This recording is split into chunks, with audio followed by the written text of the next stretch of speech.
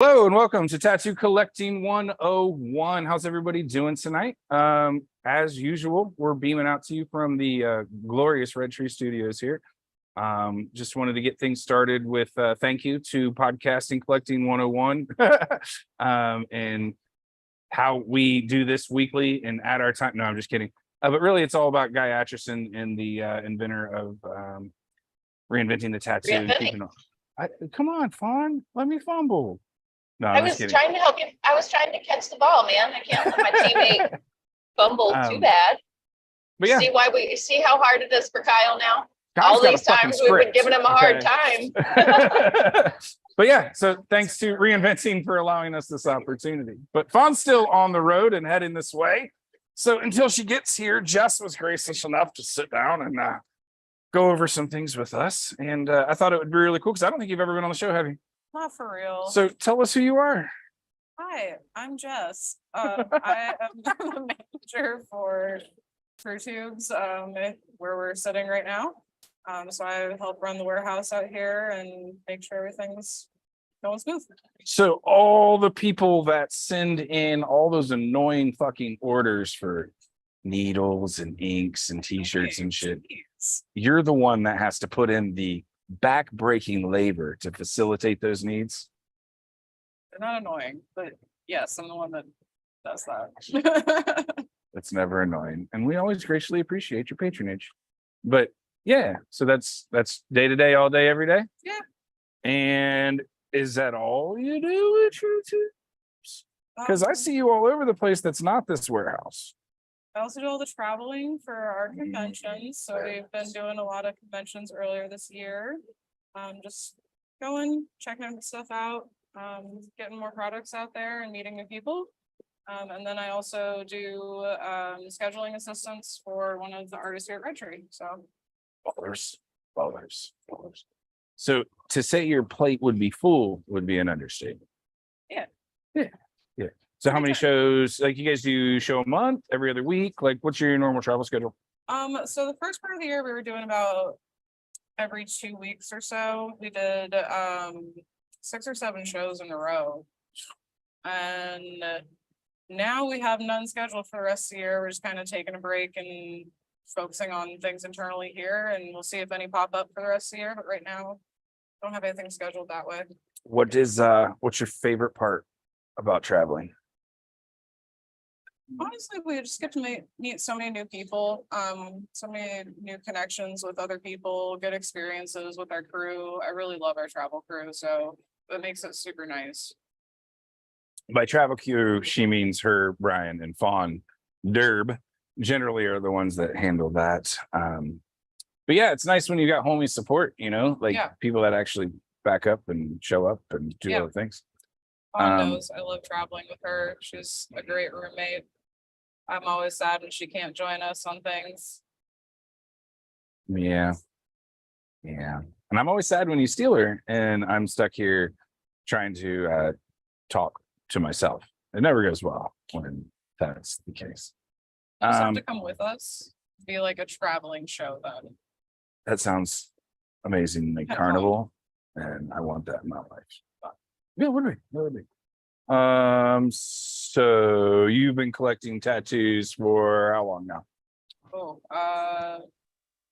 12 years now at least. Baby steps then, huh?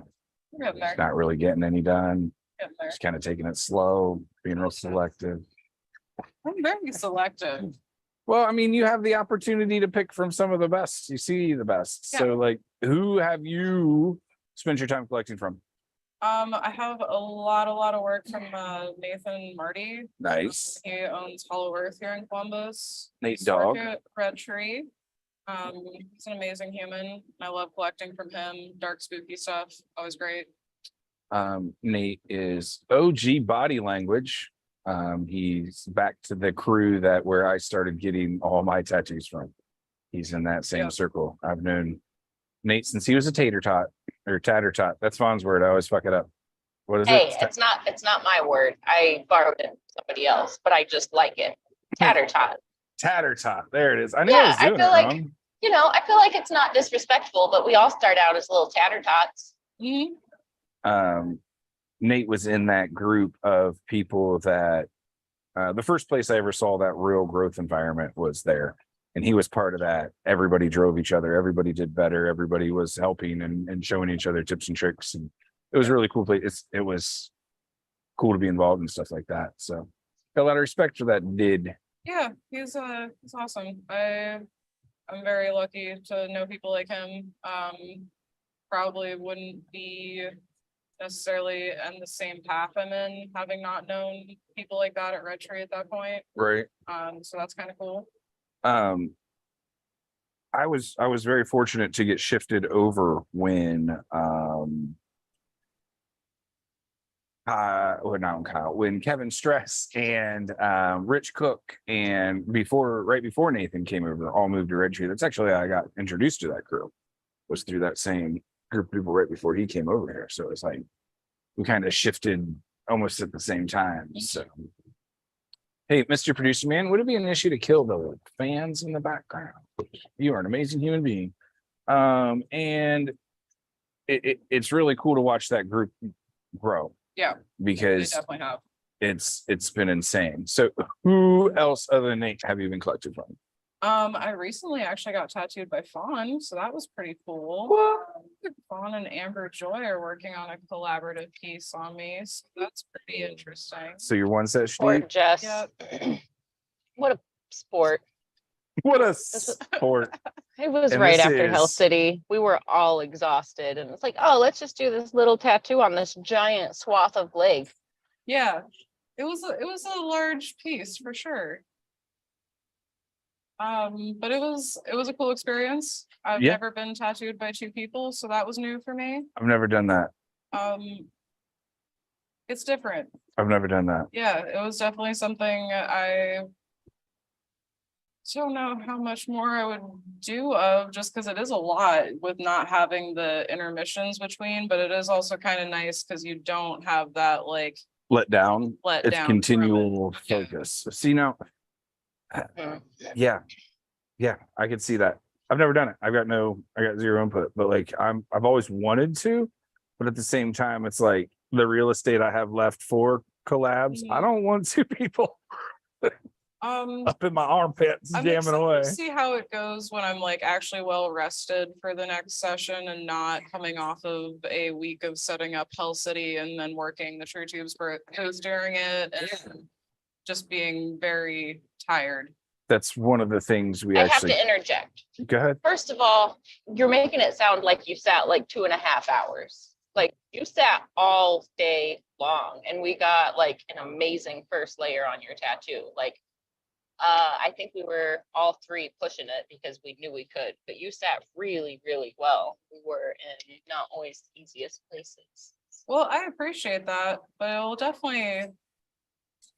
I'll be Okay, more prepared gonna- next time. I'm and gonna- That'll be nice. I'm gonna park right beside Ben's truck, so you're gonna hear a bell. Ding ding. See you. Do you There it need the was. door unlocked? Sure. Yeah, we'll have our producer of the day come and open the door for you. Okay, well, I'll be in just a moment. We'll wait for the big door. It's coming open. So, who else do you collect there? I have some work from Brandon Sontag as well. He's here at Red Tree now. He is who I do scheduling for, so Nice. have something from him. Represent. Yep, a lot of work from Austin Yancey, so super bright and colorful. Yeah, he packs that color in. Yeah, I feel like I wear enough black that I probably should have some like color in my life. I feel you. So that's how I do it. I think I need darker tattoos because I wear too many colors. Oh.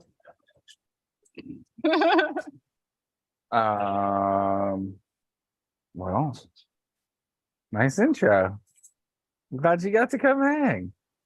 She said she doesn't want to hang out with me anymore because she has work to do in Sorry, Fawn guys. I've got But things to restock, so. back to one of that. these days, we're actually gonna have to do a full episode with you and sit down and go over your actual collection, pull up some of your side hustle stuff that we didn't even touch on, but drop your Instagram tag so people can Good. go look at it. Do it. No, I'll do it for you if you don't. it's all good. Which the for the My terrariums? Okay, Yes. my terrariums, Dryad Creations is my Not to Instagram. spell that. Google it. Yeah, you're good. But yeah, we can talk about like, all that kind of stuff Yeah. and collections and stuff. So, I'm gonna get out of here so Fawn can take my seat. but thanks for joining us. It's good to see you. Take care of yourself. Yay, Jess. Let's give her a round of applause. Weird. That's not how this works. Clap her off the stage. Oh, never ending things to do here at the Red Tree Two Tubes warehouse. It's like every time I'm in here, she's on a ladder, putting something away, moving a crate, moving a pallet, doing something. She's always humping and moving and working. So it was really cool just to be able to grab a minute over time and have her sit down with us. But Fawn is moseying her way in now. Yay, Fawn. Whoa, that's a cool fucking shirt. It's an Ohio shirt with a tattoo machine in the center of it. And I officially want one. Just saying. But it was probably made 32 years ago. There's probably no more and unavailable. I have a nice story about this shirt. Wow. Sorry to clear my throat for you guys. Glorious. So I was, I occasionally have the calling to stop at a thrift store. When I have the calling, I know there's something in there You with my got name stuff. on it. Mhm. So I was in, I believe, what is the name of the bougie thrift store? Ragorama on High Street. Yeah. Ragorama. I believe I was in Ragorama. I also was in Out of the Closet that day, so it could have been there, but I think it was from Ragorama. I find this, I find 2 pair of swim trunks, made my day. I also think I got a pair of jeans that made my hiney look nice. Nice. So I call that a win. I need some of those. Then cut to a couple years later, I start working at Red Tree and Derb's like, where'd you get that? I was like, thrift store. Why? I thought it was cool. He was like, I designed that so many years ago, back when he was still at Stained Skin on High Street. So like I you said. know how Derb's always been like designing hats and like, Yeah. not only does he have Hell City shirts, but it's almost like a little clothing line where like things are available for so long and when they're gone, they're gone. Limited edition. So yeah, this was like Ohio tattoo, early Derb coil machine. Super I rad. think I still worked with a coil machine when I bought it. So I got it thrift, but I've had it for a long time. I don't know when it was actually made, but had my name on it. It's meant to be. It was supposed to be yours. It's like little baby Jesus came down from heaven and picked a shirt just Plucked it For right you. in my existence, my grasp. so it's fantastic. First of all, how'd you talk Jess into joining? She volunteered. What? Yeah, she was like, Alright. you know what, taking a break. I was impressed. like, Fawn's running a little late. We're trying to fit it in, make it work. And she was like, I'll sit down. Yeah. And I was like, you're a Impressed. baller. I also really don't hate the light bar back here. It looks pretty good. I was just gonna not address it and see if we got any, production quality I notes. also wanted to say, you know how we hear a little bit of the feedback from the fans because of our condenser mics? You don't- You don't hear it. You don't hear it on Yeah, broadcast. but it sounded Um, clean. I think the big one might come through a little bit, but that's why I told her not kill the little ones because there needs to be some air movement. We're still in a warehouse, so like, Yeah. it gets a little stagnant. Yeah, this when is our that's, soundstage. You know that any soundstage is really a warehouse. Oh yeah, I'm like all Or like all an production. airplane hangar. right. It's in some tin foil building in the middle of nowhere. Yeah, a heat collector. And we're it's what 90 today in Columbus, or do we not quite get there? I looked at, I looked at the storms Here's- that rolled through, but I didn't actually pay any attention. to Here's the how I temperature. register heat, right? If I am sweating standing still without doing anything, it's 90 something.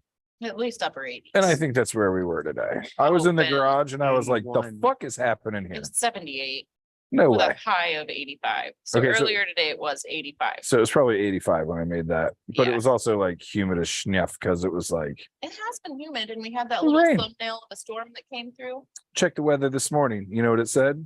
Not going to rain until like 3. So you know what I did? I was like, cool. Blah, blah. Rode, half hour to get breakfast.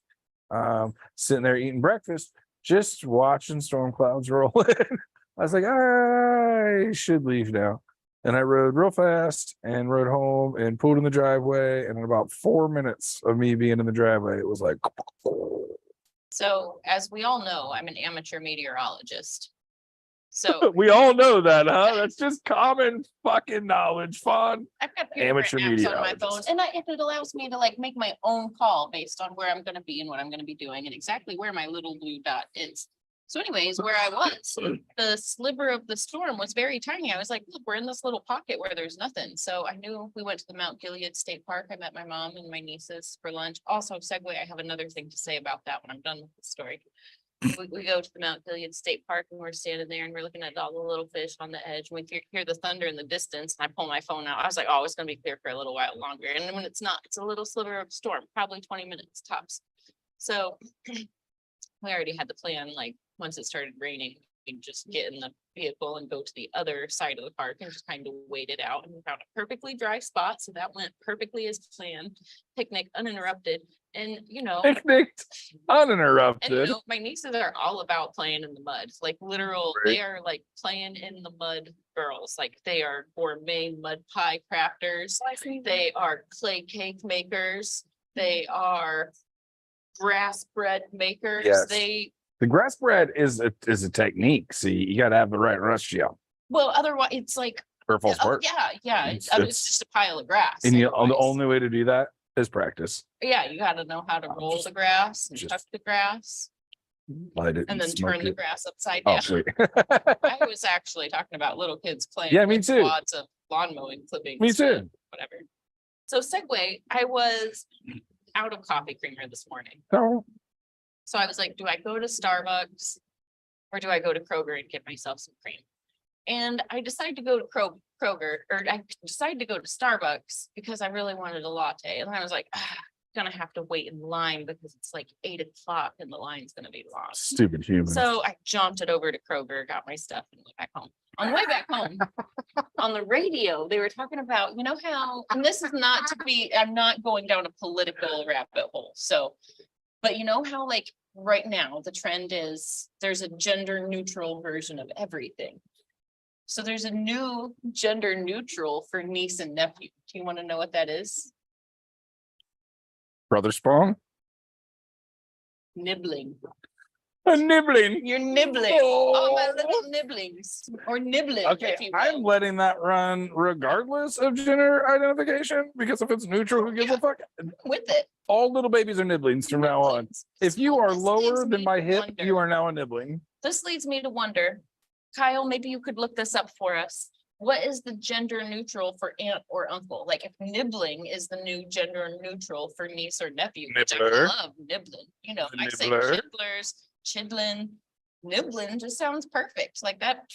I it's a think perfect fit. I think the aunt and or uncle would be the nibbler. I don't know. You're You know- gonna love it. It's a pibbling. Pibbling, Yeah. pibbling, Pibbling and nibblers. pibbling and nibbling. Who wrote Who this? decided this, Kyle? We're looking at him. like he's responsible. Genderrights.org. Genderrights.org. They came up with this or they're just sharing the information? Sharing it. I think they're probably just sharing it. I think they're just probably sharing. Yeah, sorry, that was a real long rabbit hole to tell you about a 30-second blurb I heard on the radio, but I've been thinking about it all day. Pibblers? Pibblers. And I want to know is like, So I'm was, like Pibbler Boy? was there You a, could be Pibbler Ben? was there an Pibbler official Kyle? meeting that you had to go to? Was there who decided that they could just make up fucking words? And how do I get on this committee? Because I think how I describe things, a lot of people would also really fucking agree with. Like thingamajig, the whatchamacallit. You know what I mean? Like, everybody's got little weird words for everything. Yeah. How do I get on that fucking, who do I gotta call? What letter do I gotta write? I want to be on the makeup fucking words board. I don't know. Do we call Webster? I suppose. So Webster. Come on. Oh, okay, so I know like a word is slang for so long before it's actually considered a real word. But like, So I what do need to we be do a with slang brand master? new word? brand new phrase where, like, how long does that take? Like, if it's a new invention that has a new name. I don't know. I don't know who we call about this. I feel like Webster's might be the start. Well, if it's an invention, it's a thing, it's a Merriam-Webster's. product, it's a trademark. So you would get your word based off your trademark, right? But if we're talking about a noun, or you know what I mean, like something that's not a product, it wouldn't have a registration. So then now if we're talking about a person or the doc or a thing, you know what I mean, like a noun, Title. it, Yeah, it would be. Why can't we name buoys floating McBobs? You know, like, we floating with bugs. Hmm. you see what I'm saying? Like, how do we get on that committee?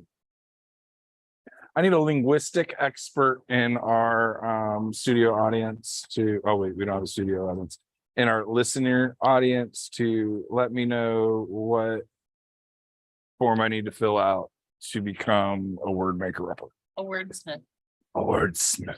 that a thing? Well, see, if you're saying it had to be slang for so long, so what you're telling me is we need to be culturally influential enough to. Make that impression. Don't take that as fact. No, so hear me out. So I drove past the hot dog place the other day, and on the menu was a glizzy.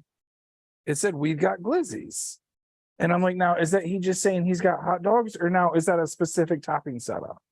And am I just old enough now that I'm like, the fuck is a glizzy? Because like I know, like I get I it, feel that like it a was the glizzy slang could for be hot many dog, things. right? But like, What was it? I Did don't you know. go I back? didn't You fucking didn't, stop. I thought we were gonna have an hold on, answer to this it's the story. igloo place by the train tracks. Oh. Do you want to stop? Like we can. Everything's supposed to sound like a blizzard or it has a. So, but ZZY he in said it. now we have glizzies. So is this a specific hot dog No, Is it's this a just general specific- term. topping group, or is it just a like overarching What if, hot dog hear term? me out, It's overarching. Okay, so what if it's not even talking about a hot dog? What if it's talking about an icy beverage? then he's doing it wrong and he should be fired. Like, Because if my old ass what knew if it they was, it's not their hot dog spot and they should go ice cream, but they didn't. They chose hot dogs. Hmm. So anyway, because I've also been like, y'all got like a milkshake or something? He's like, not fam, hot dogs. He gets like ostrich and gator and crab and like he gets some crazy shit in there. And he puts it on a little board. Like, but hear me out. How when I long did heard we the have to word stay glizzy I kind of just until it think of, became like, overarching hot dog and kind not of someone going glizzy, glizzy, glizzy, I think glizzy. of like the Summer of the Island Boys. We're taking it. Ay, boy. Yeah, that's what Glizzy makes me think of, because like their videos kept popping up on my feed all the time, and I feel like Glizzy is one of the words they said a lot that didn't really have any meaning behind it. Like every time they used it, I'm like, is that what you're calling your Glock? Is that what you're calling your gold glitter? Is that what So you're I- calling icy free? Is Glock also glizzy? I don't know. That would make sense. They are also plastic and cheap, just like a hot dog.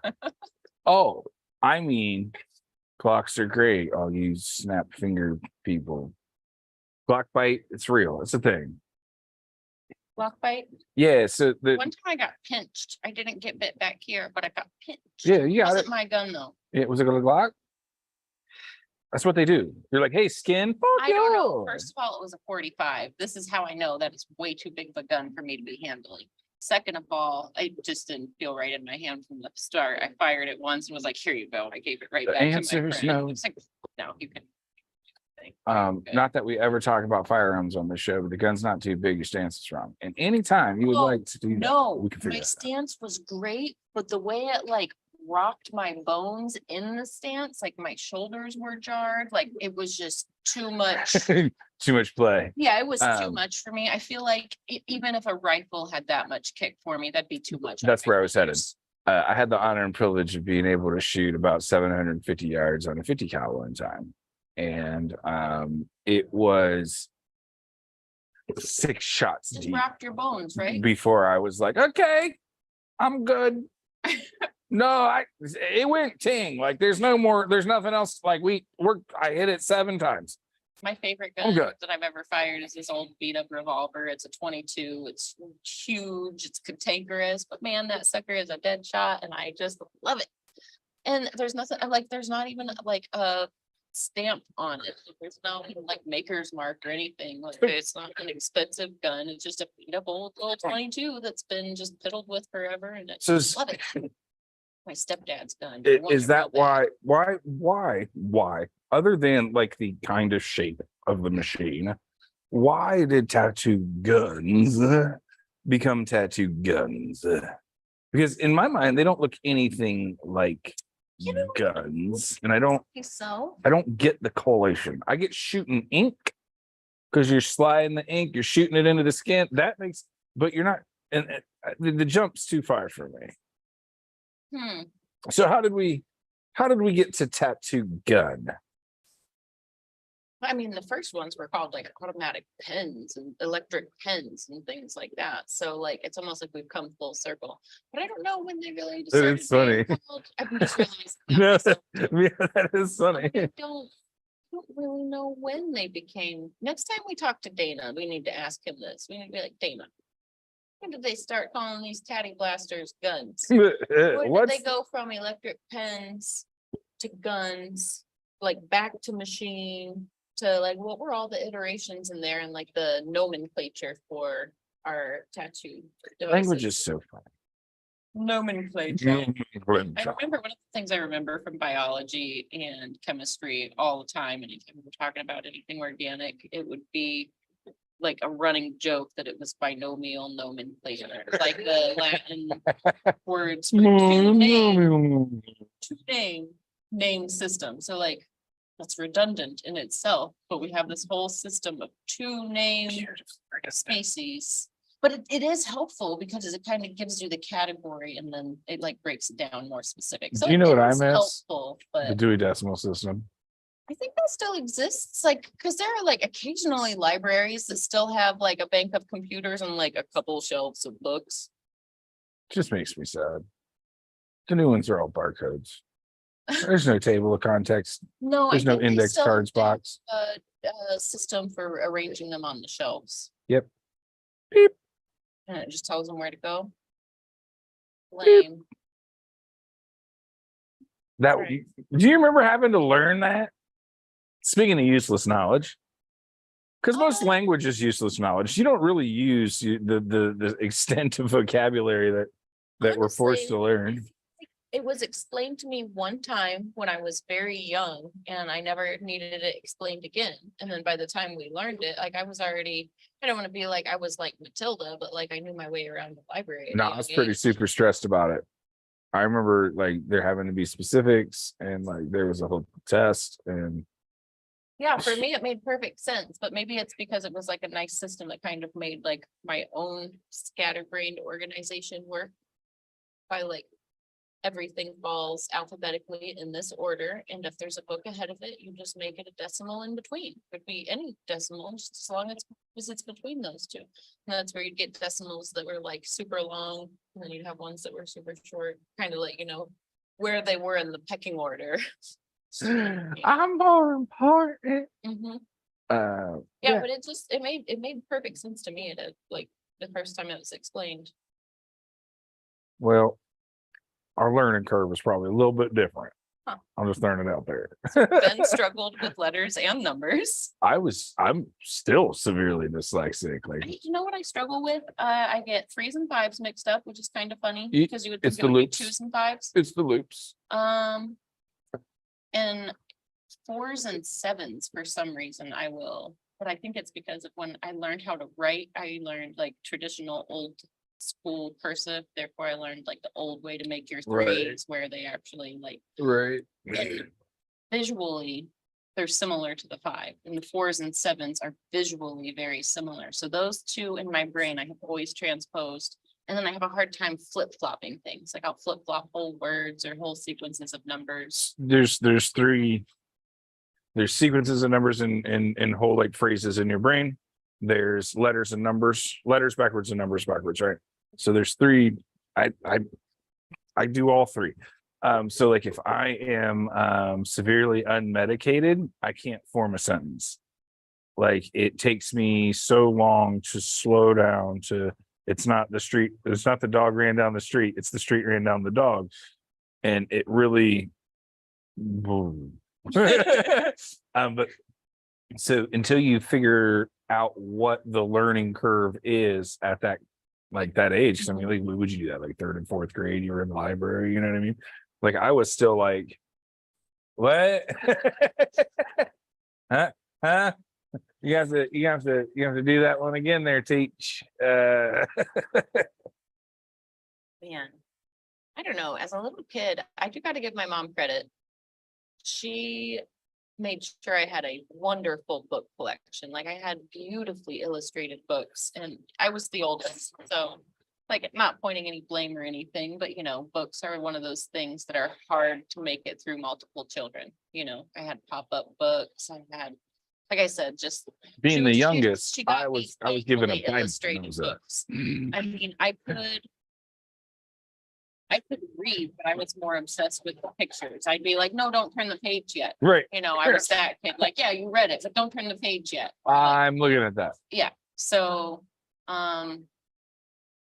for me, that like, Jess is making all kinds of noise over there. She said she was going back to work. Well, No one's mad at her.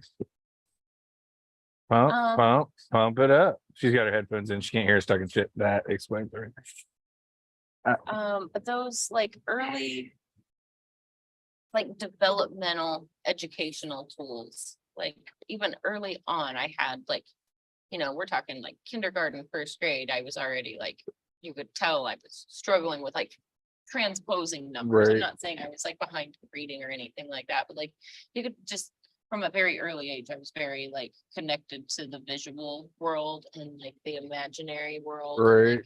like, so I gotta give my mom a lot of credit for like nurturing that and like buying the more expensive book Right. because as a kid I really enjoyed it and like, man, what a way to start to understand how the world works, to have like beautifully illustrated books and like, you can tell a story with the most simple illustrations, but when like the whole story moves and flows, it helps you to not only hear the words, but you can actually imagine being in the scene with the Right. teller of the story.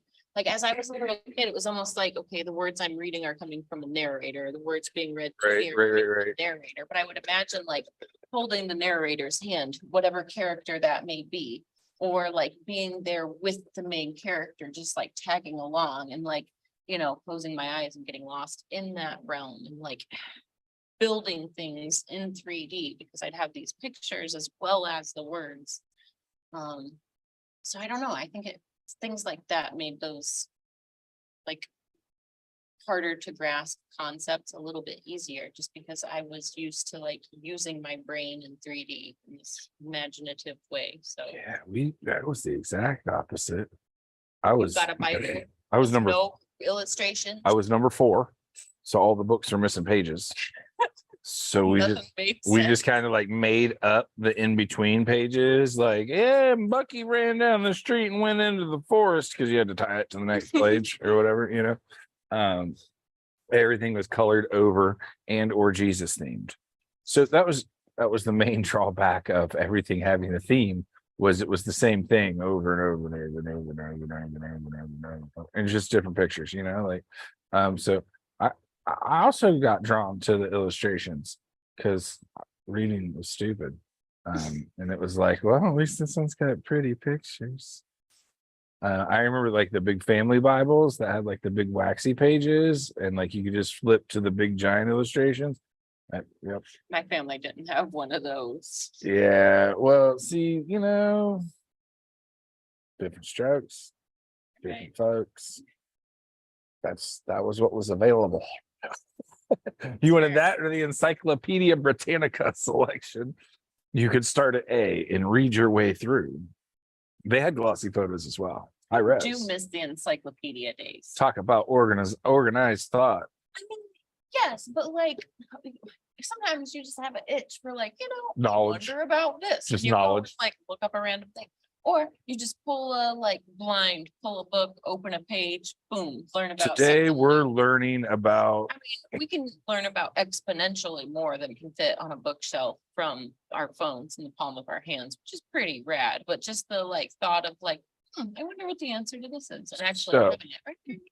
when you took the availability of knowledge out of the house and put it onto a grid, do you think there's a conspiracy to get everything digitized and then erase the digitation and dumb down the population back down to ground zero so there can be a mass population overthrow and we can just like, Let's start a whole nother show to talk about those ideas.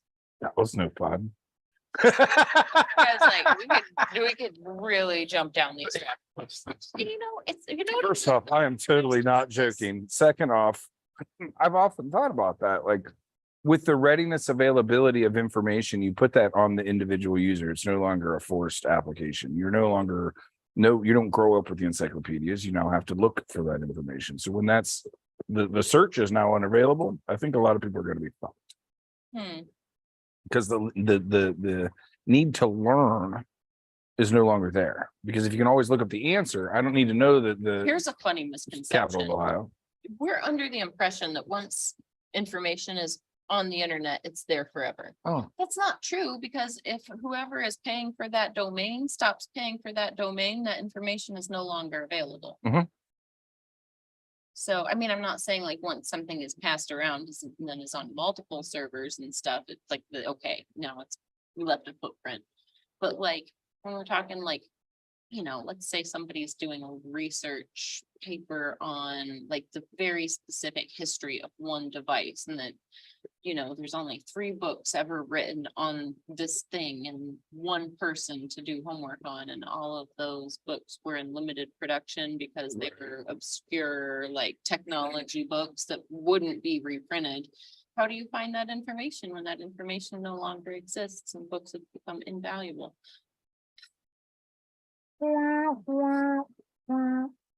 well, that was the first thing they did when they overthrew a civilization, even back in like the ancient Roman times, is they would go in and they would destroy the libraries and they destroy the knowledge and they would destroy the history and the art. Well, that's history. So if you really want to look at art and encapsulating a moment and encapsulating a time frame and a style, and that is history. So when you go in and you look at the portraits of the Mona Lisa, and that was indicative of the outfits and the shape of people's faces and hair and clothing, and art is history. So in order to wipe out what you would consider to be a civilization, you have to start with their base of knowledge and their history and their art and all their artifacts and everything. And now you are just like me. So Well, this got. so me why they call it fast. a gun?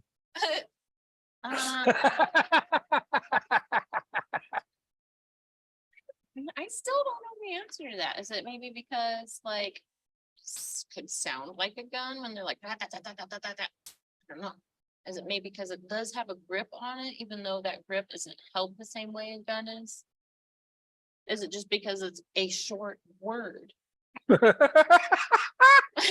know, that is probably more true than either of us want to admit. I mean, It is is the shortest shorter word. than tattoo machine. So, all right, you win. Caddy, blaster, master. I don't know. Whipping after. Gun. It's just probably, it's Gun. probably just Just because it was gun. the shortest, laziest word to describe it. When I think it's funny now, everybody's like, so how do I say this the right way? The anti-violence culture is so strong now that people even get offended of that even being like an option.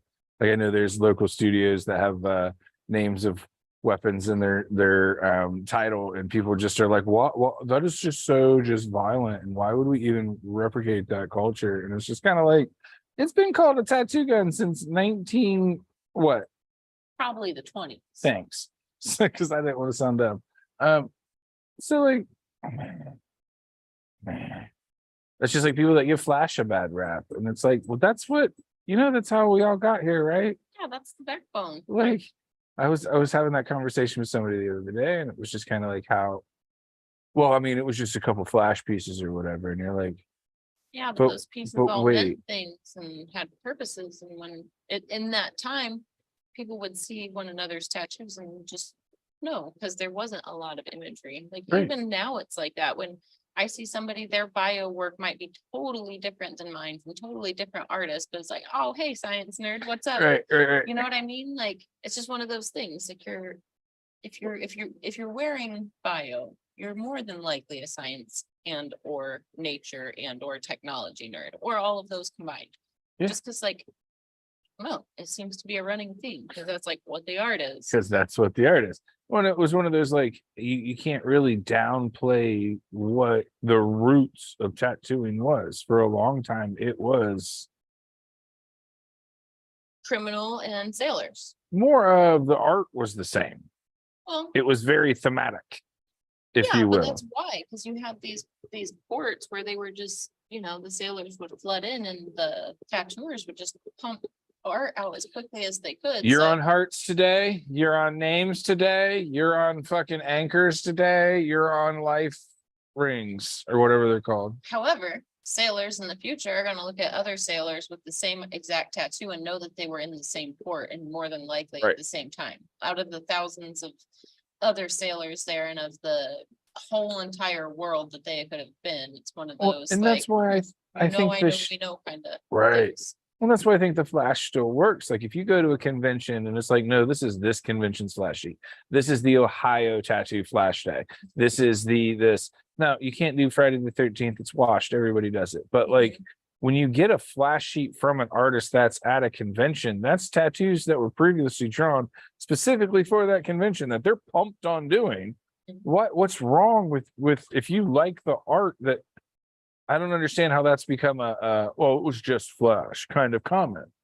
It's less than positive. I don't want to say it's negative, but it's less than positive now when people kind of frown on that. I don't understand that. I've got flash and love my flash because of what it Most means. things, it's uppity to think that like flash tattoos don't have their place. At the core of tattooing is a folk art first. It's art that was passed back and Yeah. forth, and you know, nobody necessarily claimed one way to make the cherry blossom or one way to draw the sparrow or Right. one, you know what I mean? Like there were variations, like it was all pretty similar, you know, the symbolism, the imagery was pretty much the same, but like, Symbolism. yeah, I don't know. What What was the Tattooing- symbology of the tattoo- sparrow? has always been a folk art, and it's just in like probably the last 15 or 20 years, maybe 30 years, we'll go back to the 90s, that it's been being taken seriously as a fine art and being like the tattoo artists are being called tattoo artists, and we are being respected as artists, and our work is being shared, and we're working outside of the tattoos we're making. We're working on canvas, or we're sculpting, or we're, you know, Did you see Gerb's paintings at the Hyatt? no, not yet. I want to go see where they hung. Derb was gracious enough to be able to contribute some art to the Hyatt Regency where we have Hell City, and it's hanging somewhere. And I would like to go find it. Bet it's in one of the main hallways. It's gotta be. Well, let's go take our picture by it. Yeah, we should go. We'll go hunt it down. Sorry, funny try. No, that's a great thing to mention. Yeah, that could be a little field trip we could take. Little segment. I'm in. You guys would be amazed at what that building looks like when it's not Hell City. We should Yeah. actually like just take a walk through when it's like And normal. This is a And this is another conference boring hallway. room. room. This doesn't have any music playing or art at all. It's actually hard to get the lay of the land of that place because with Hell City, there's marks. This is where this is where this needs set up. This is where And Dirk's without all got those marks. something that either has Hell City or the Flames or that year's print, like you can't look anywhere and not see something that's not Hell City. And if you don't see something, you're gonna see an arrow that's pointing you to where that You're goes. going the wrong way. Yeah. Well, and it's all a loop. And once you realize that, it becomes much less scary too. Sometimes you Yeah. could take that back hallway to your advantage to get to the smoking area. This I real did socialization that. zone. Yeah. Often. But once you realize it's a loop, you're golden. So. Now the Biltmore, on the other hand, I was wondering. some people have been there many, many years and still don't know the lay of the land, and they just like Mhm. follow other tattooed people coming and going. It's Yes. kind of like an ebb and flow the whole There day. is a maze. Okay, some people call it a garden. I call it a desert torture maze. In between the availability of sleeping places there. and where the convention is. It's all on property, yes, but it is a sprawling resort with lots of buildings. How many pools? Oh, I can't Okay, remember a now. fucking bunch. There's like 8. I was gonna say 8 or 9. I can't remember for sure, but there's a lot. So like, you can't say we're going to the pool, right? So when you're available Oh, you're going to the pathways, pool, or you're going to the Maryland pool, or you're Or going to one of the private. Oasis or You're the going to side the- or the indoor, or is there an indoor pool there? I don't think so. so.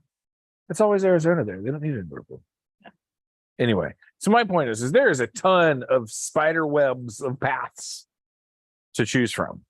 So the trick is finding the path to the convention center.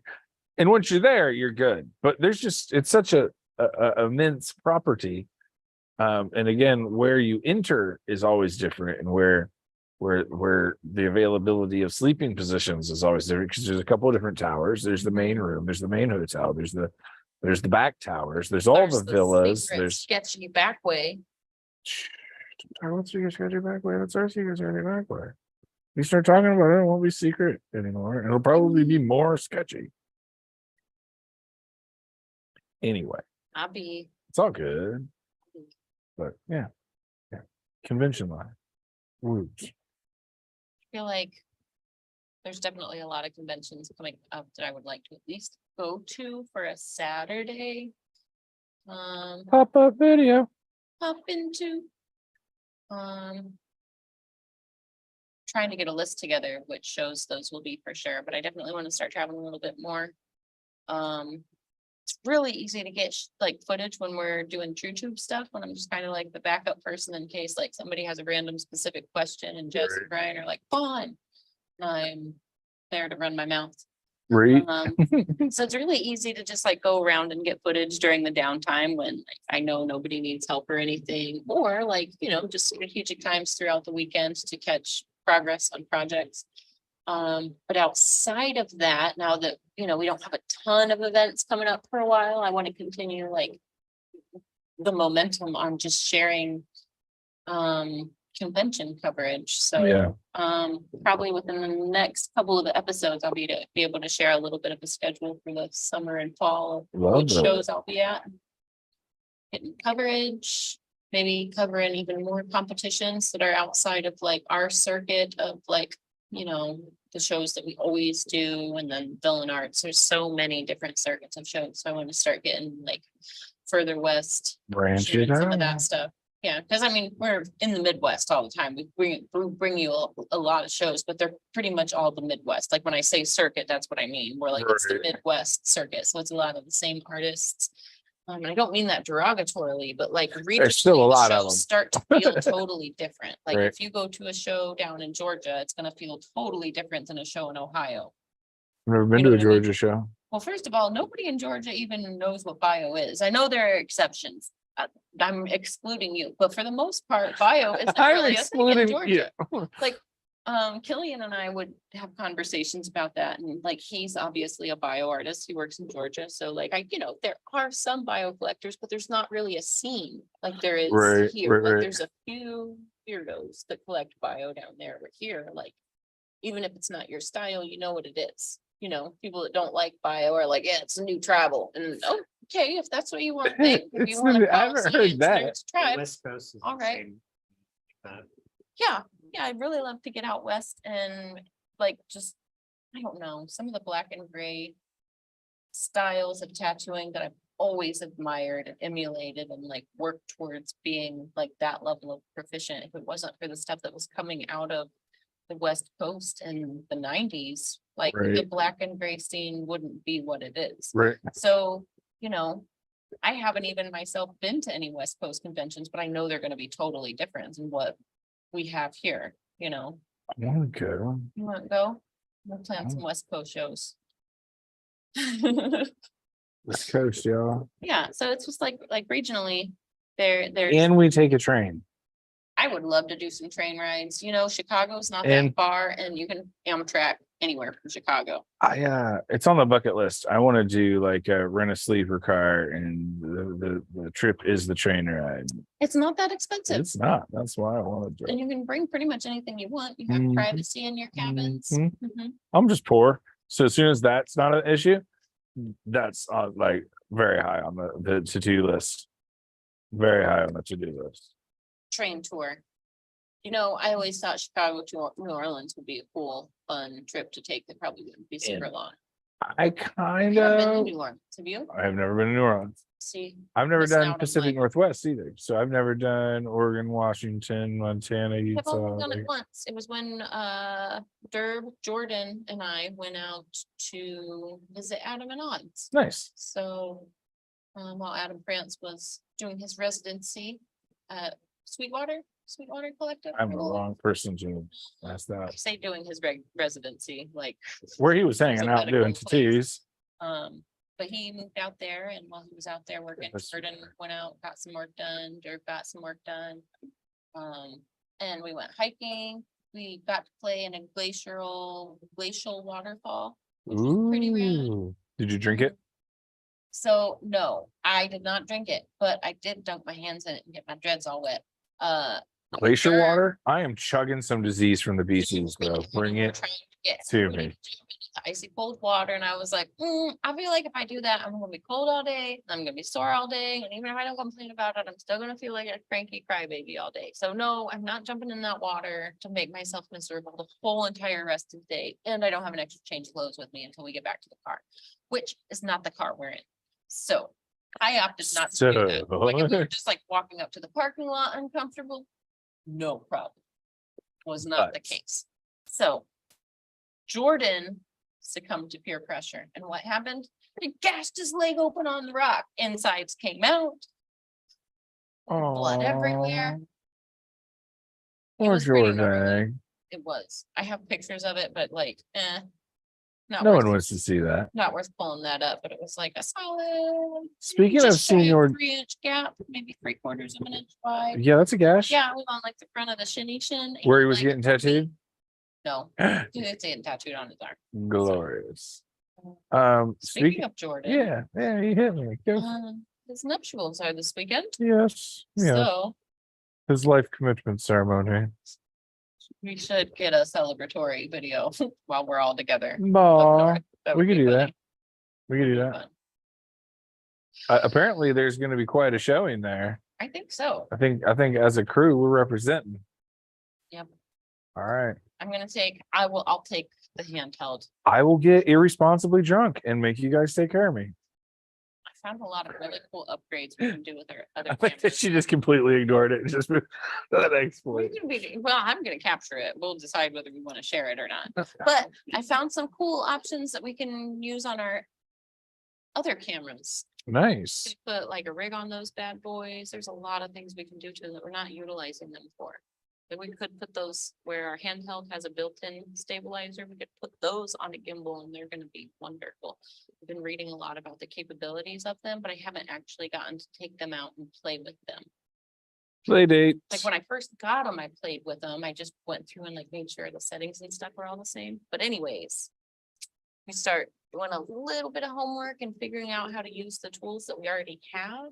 We can bring a lot of really cool content together. And then soon, we're probably gonna be streaming from a higher quality platform as well. Bum, bum, bum, So, bum. Get ready, folks. We be shifting. Yeah. I don't know if you saw the 8-foot green screen in front of the stage when you got here. That's on the floor. I didn't, I just walked up on stage. But the possibilities are now endless. Endless. We could come to you from anywhere. Beach in the Bahamas, the faux Bahamas, if you will. So what we can do is now when we rebroadcast our tattoo, I can get super up Recaps. close footage and we can have our faces right next to it, pointing at the things that we're talking about. well, when we do our convention recaps, we can just do them on the green screen and we can literally walk through the convention. Be floating. And be be like, floating in front here of we it." are, look at this thing. I like it. We can get a green man suit and have all kinds of fun. I like it. Put Kyle in Green Man suit all the time. So anytime we need anything adjusted, all you'll see is his tiny little floating eyeballs. Back off the screen. You'll just see these bright blue eyes looking at everything, tucked back away. That's gonna happen. So yeah, I think we got some tricks up our sleeve. Nice. So what's going on in Ben's Tatty world? We got to get you in sometime soon. I am fucking tatty void. I've been tattooing in a while. So I bit the bullet and I started paying for Gaia on my Amazon Prime. You know, the spiritual hippy dippy Mhm. new age science channel. Something. Anyways, they have a series about basically like the sacred geometry that I like to tattoo and play in, and I've been playing it in the background, and the way this guy describes geometric shapes, just it's like the equivalent to David Attenborough describing a hummingbird. Oh, I was supposed to ask you because the only person I've had tattoo talks with has been Maddie, and she is going to do a little goober on me. But she wanted to make sure that if we use this spot right here, we're not encroaching on what you're doing. No, I'll just tuck into it. You know me. Well, I didn't know if there was a plan, and I said 98% sure that what's supposed to be there is there. If not, we can find another that size hole. I feel like that would be appropriate. Like we could just bring the background in, tie it all together. What's kind of the Yeah, we- Spiratat area? Yeah. So Well, like, see how I brought this background in and this Mhm. background in? That's what I would do. Like, once she puts this guy here, I'll just bring this space in and get as close to your hiker as you want and tie right into the other colors. You I know, just wanted to make sure you didn't have another. Yeah, Filler Baker for all I care. Like, I'm gonna make it all connect and Well, look I mean- like it's supposed to be together. At this point in my collection, that's kind of what we're doing. We're kind of You just. got some big meaty places still. I do. We got some pits to do and some stomach stuff to do, but it's not, most of it is planned for. It's just doing it. It's just doing it. That's the hard part. My belly is the next thing I want tattooed, and I probably will jump into my hand first. I gotta lose like 20 pounds. I want fewer inches. I want fewer inches to be tattooed. Less pain. I should have thought about that when I tattooed my back. Man, that would have been the smart thing. Like, hold on, bro. I'm gonna diet for 6 months first. We're trimming this thing down. I remember showing up and seeing the stencil, and I was like, no way that's gonna fit my back. And he's like, hey, so remember when we took pictures of your back? Well, it's a measuring grid. This is exactly the right size. And I'm like, fuck off. And it was just, I was like, no. Yeah, when I saw how made me big the sad. stencil was for mine, I was like, that thing's as tall as I am. And Russ was like, it's about half as tall as you are. Fair. Yeah, I wasn't. No, I should have thought to lose weight first. You're a genius. You're a genius. Not like a huge amount I want to lose, but I do got to get back in shape. There's no reason to. Actually, there is. I'll tell you the reason. You know what it is? Heavy Uber whipping cream in Eats. your coffee? No, it's Uber Eats. Lie person. I love the heavy whipping cream in my coffee. Yeah, That's like the equivalent to breakfast. I'm not going to beat myself up for those calories. I would She's rather like, have, you will not shame Yeah. my coffee, sir. like if we're talking about like caloric intake, like I would rather have, that's probably the healthiest fat that I consume all day, you know, as far as how my body's using it. I feel like I've been talking about this a lot, but like anybody that has kids, common sense tells you, like if you get vitamin D milk for your children's bone health and their brain health, why wouldn't you consider that, like continue that for life? I mean, I know there's the argument that like humans aren't intended to drink dairy all along, but like if that's the healthiest fat for a developing brain, shouldn't that be the healthiest fat for our brains always? Like in moderation, you know what I mean? Like I know I consume whipping cream all day long, so I'm not gonna sit down and indulge in a giant bowl of ice cream before I go to bed. I might have like the tiniest Right. little scoop with some banana fosters, but Mhm. like now we're talking bananas, caramel sauce, whole different. Sorry, First off, sorry, yes. butterscotch rum. You got me thinking about food now, and I forgot what I was gonna say. Anyway, So I can't handle lactose, so I can't have cream all day. So like I can have a little bit, a little something, a little cream maybe, but like no, it's not my jam. So I don't.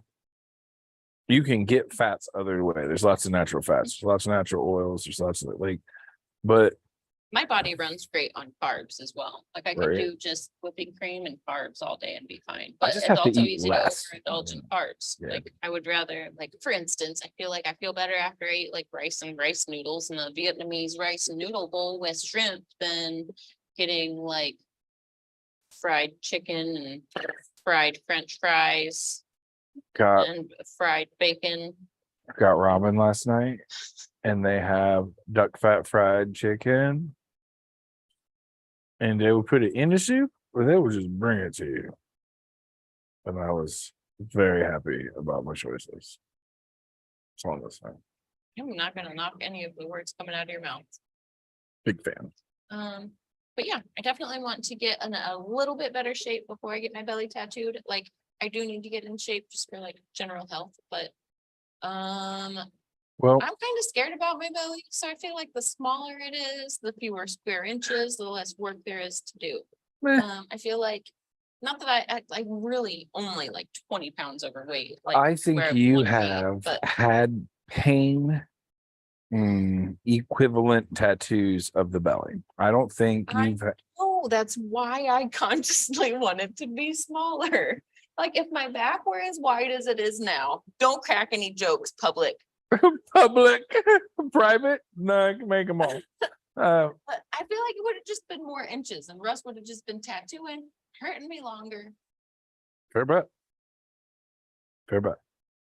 I fully understand. So. Also, I don't know.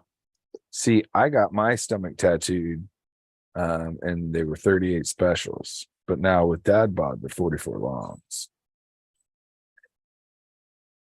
I have pistols on my stomach, Wow, Ben. people. There's pistols. And they got bigger. That's the joke. Wow. Yeah. Yeah. So I mean, I hear you. Yeah, but I really want Mike Cole to do my belly. I know it's gonna be a process. I know it's gonna be multiple sessions, multiple layers, all the things. I know his work is tedious. But man, I just think it's like, it'll be the perfect thing to complete my torso.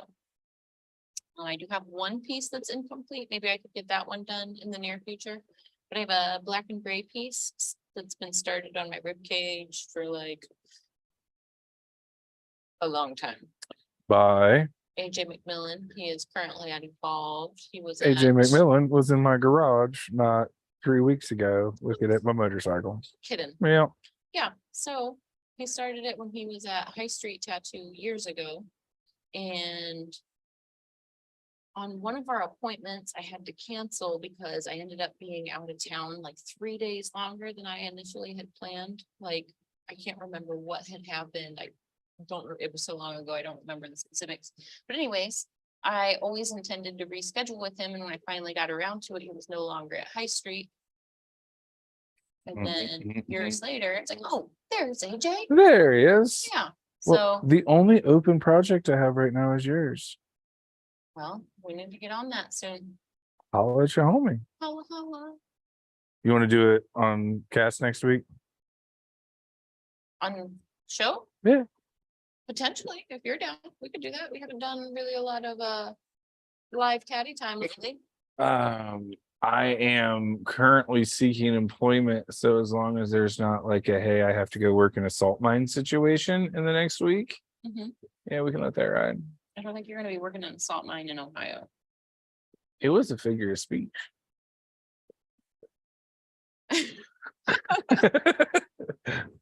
I mean, But, maybe, I but mean, I bet you we can find salt in Ohio. I mean, There's a there's lot of salt shitty people here. like There's half a salt mile everywhere. away from the shop, that big white mound. That is fair. that That's thing's huge. owned by ODOT though. They put it on the road. Well, yeah, but that's the closest thing I could consider. Like, if you're not surfing there, you're not like walking through any swamps or anything. Even if you're walking through swamps, put some waders on, boy. What are you doing? That got deep fast, fun. What are you doing? That went real Your left skin in field. danger. They got real left field real I'm fast. like, that gross. I don't think you would be even having your bare legs in for your tattoo to be in danger, so. don't know. Pants, wear pants and you'll be fine. I'm just. A couple of the positions that I looked at were in manufacturing facilities that do like CNC work, and it would be a very not clean environment. Mhm. That really be the only thing that I could think of. So Yeah, well, that kind of not clean, like there's a funny specific filth to a metal shop. Because it's not really like, it looks dirty, it smells metally and dirty, but it's really like the hydraulic fluid that it's like the lubricating Yep. fluid. that's or like flung into the air. buffing and polishing compounds, but like as those chemicals do their jobs, they pick up microscopic particles of the metal, that metal oxidizes, smells gross. So like, I mean, yes, they're dirty, but it's not like sewage dirty. For sure. Like, are you gonna, if you have a job like that, are you always gonna have stained black fingernails and cuticles on the underneath? Absolutely, because that's just what happens. But it's not the same as like filth. For It's sure. really like, I had an offer to go back into the trade industries and was kind of like,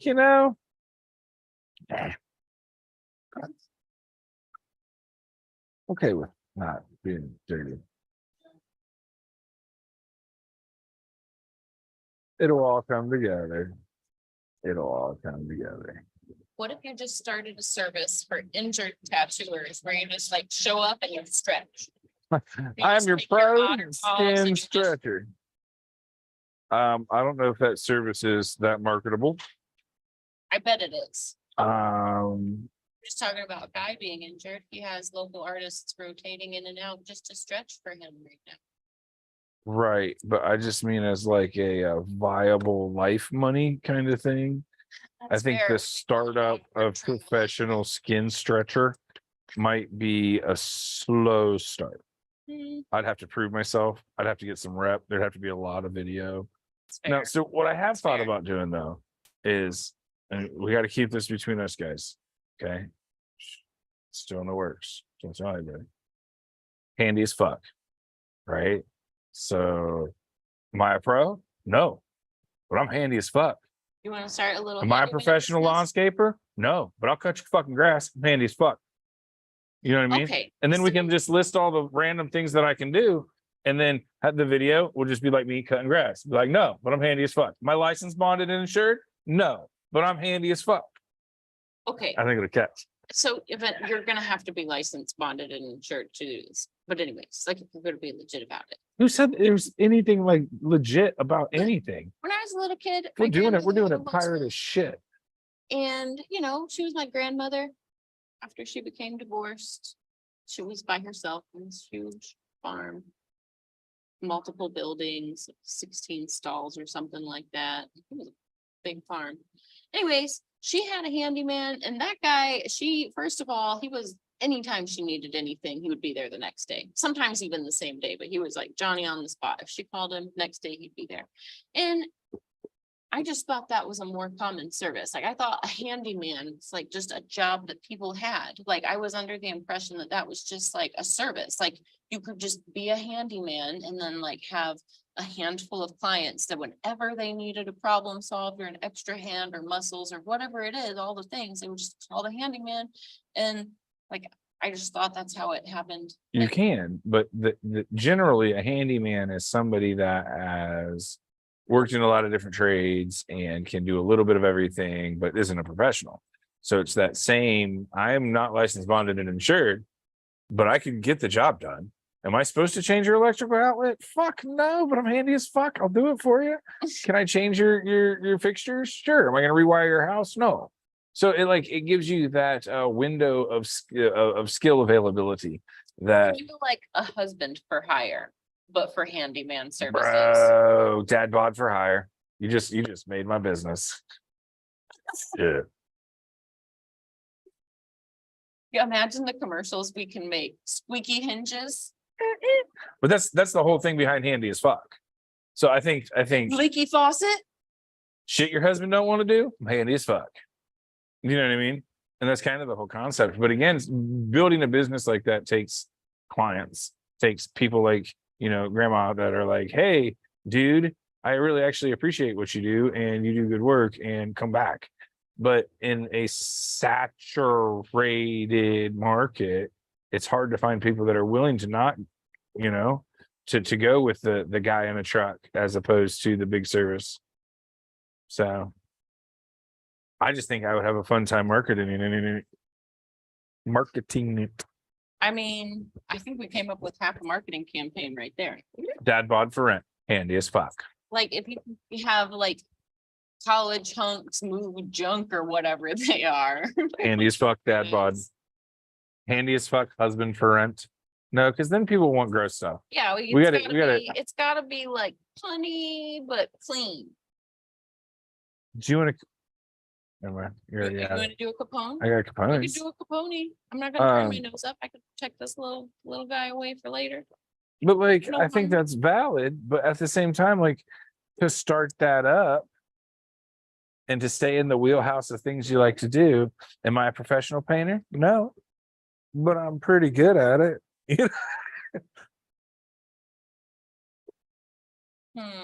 Handy as fuck. Yeah, we gotta come up with something.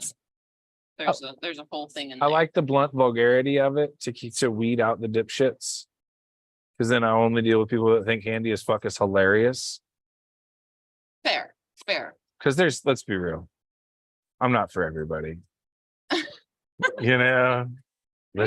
There's enough of people that are in my market to be okay. But let's just narrow that down. Let's be real. If I show up to your grandma's house unannounced in the taco truck, like, yo, I'm handy as fuck. I'm here to fix your shit. Some people might be like, I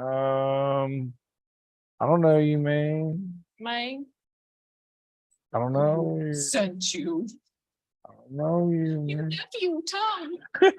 I'm just here to cut the grass or whatever. Yeah, I'm just here to clean gutters here to weed your garden. or whatever. Handy as fuck. See what I'm saying? But like, I think it just helps. If Ohio State can get away with the best damn band in the land, I can get away with handy as fuck. But how are you gonna spell it? FUK. All right. Or should we go FHQ?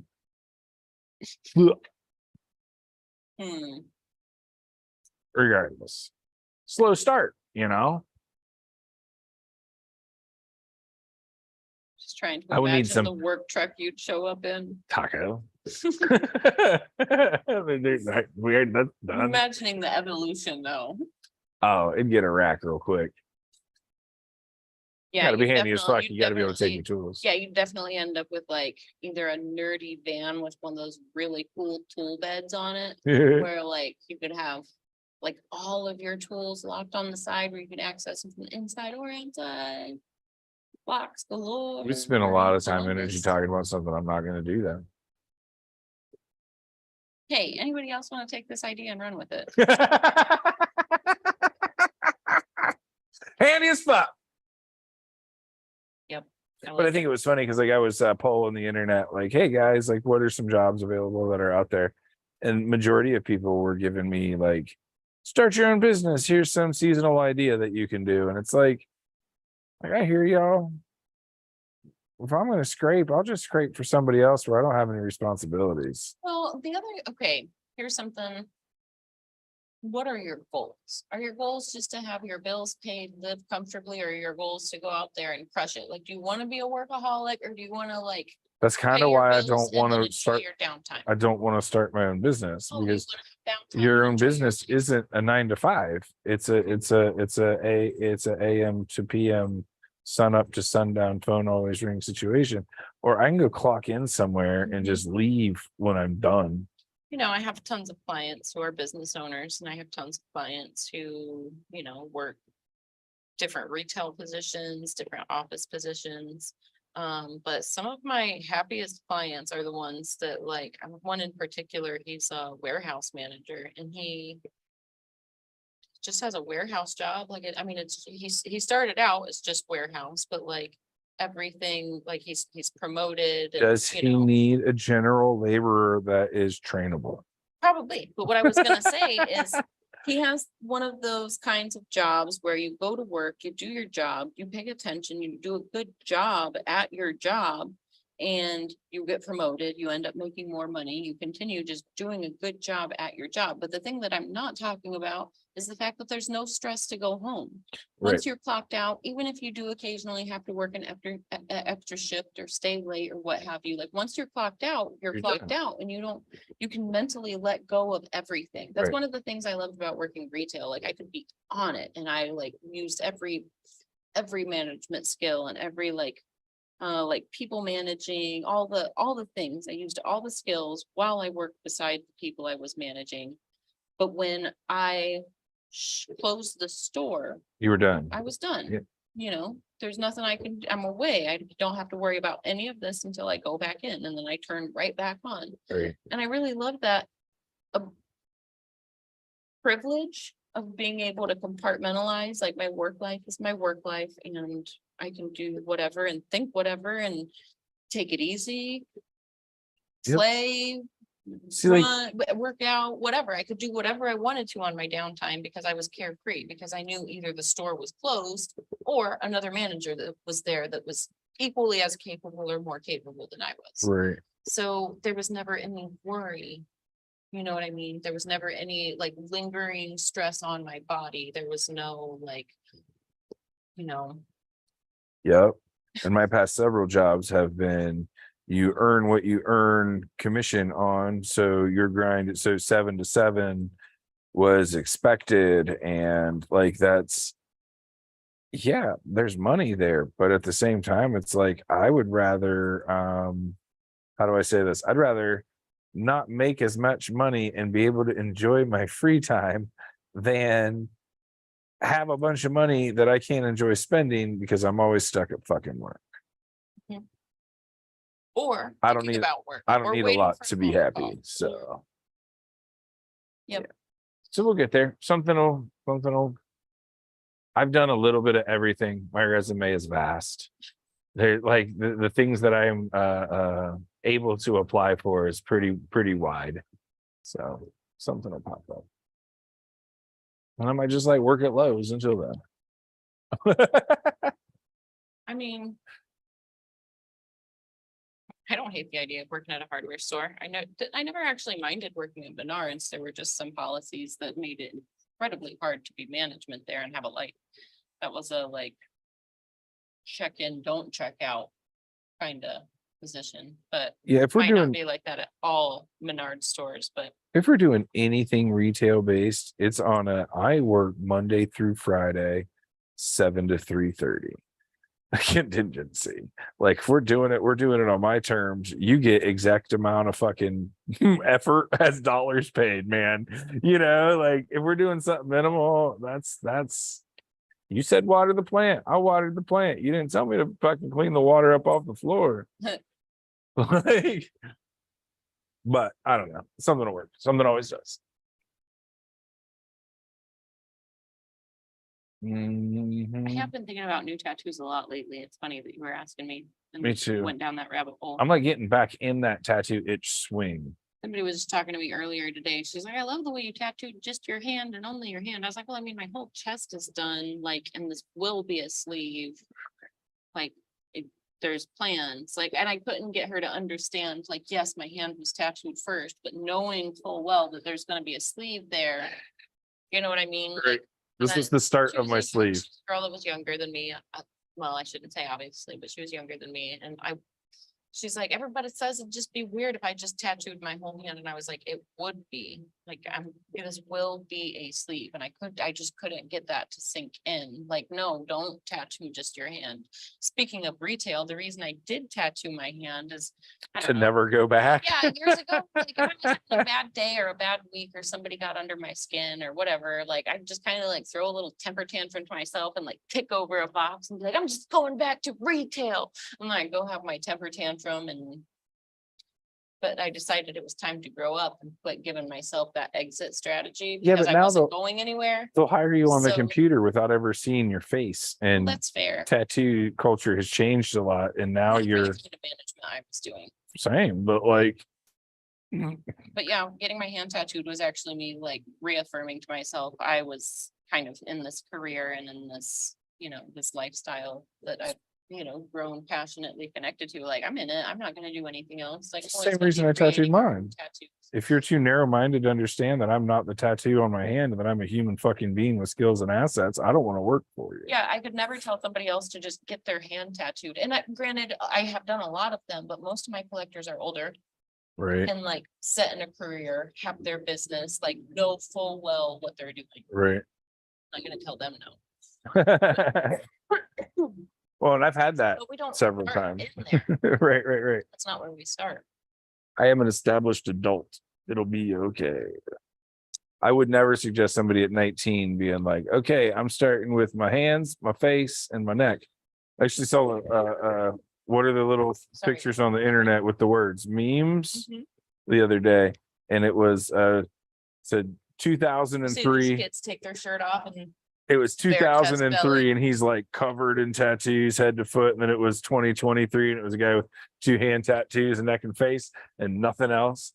And it made me laugh I mean, because the guy from 2003 had no face or hands, but it was like blacked out everywhere else. here's the thing. Here's why people that know better make fun of people that don't.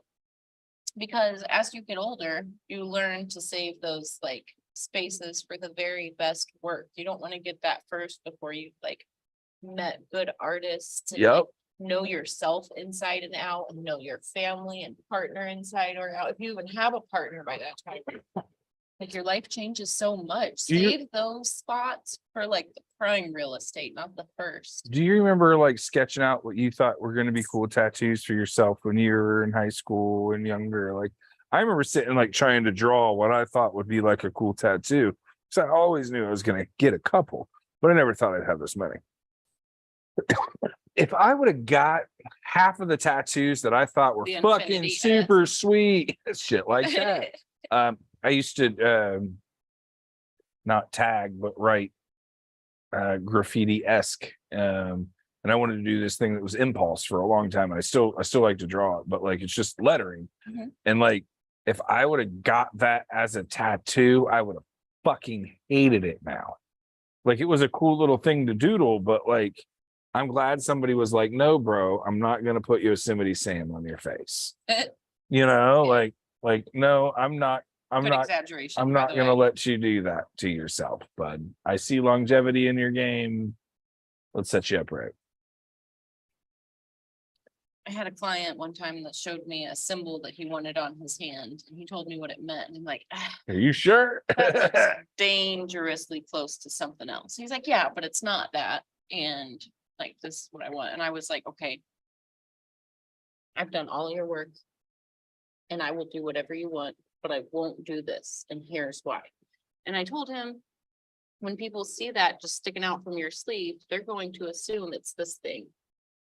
And they're not gonna ask. They're Yep. gonna shut down and Yep. turn away from you Yep. just because it looks similar. They're Yep. not gonna say, oh, hey, that almost kind of looks offensive. Could you lift your sleeve up and maybe tell me the story? And by behind the it?" way, are you gonna be able And to he have was that like- conversation with every single person Yeah, that that's doesn't when know what it that's when is? Dawned on him that, I mean, while we were having this conversation, I feel like I did get through to him because he was like, oh, I guess I didn't think that like I can't just tell people and other people don't know. I was like, There's I no don't know plaque what with this an means. explanation. I was like, I don't know what this means. So There's if no I plaque with an just saw explanation. this, I would think it was supposed to be that. Yep. And he was like, How do we know you just didn't get it done wrong because you didn't know anybody? You're no, that I ignorant. did tell him, I was like, if you want this somewhere else, like if this is that important to you, if you want it somewhere else, we can put it somewhere else. I am not gonna do it on your You're- hand because I don't want people to not give you a chance. Or people that don't And- understand. It's the same as the do you remember the Hell's Angels wings were popular there for a while? Oh, yeah. And people He would come ended up in- Not getting the symbol at all. He Right. ended up, I was like, what's it mean? I was like, let's just do this. And he was like, oh, well, that's a good idea. Right. And same idea, different. People would come into BL all the time and be like, I want these wings. And we're like, no. They're like, "But these are sweet. And we're like, yep, Are you a member of the Hells Angels Motorcycle Club? No. Yeah, Am it's I'm not gonna do that for you then. Like, and I definitely don't want to be in charge of that decision.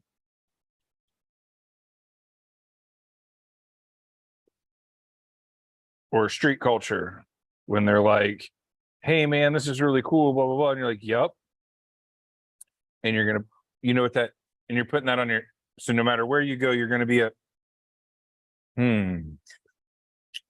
no. How about no's? about that's not a good idea.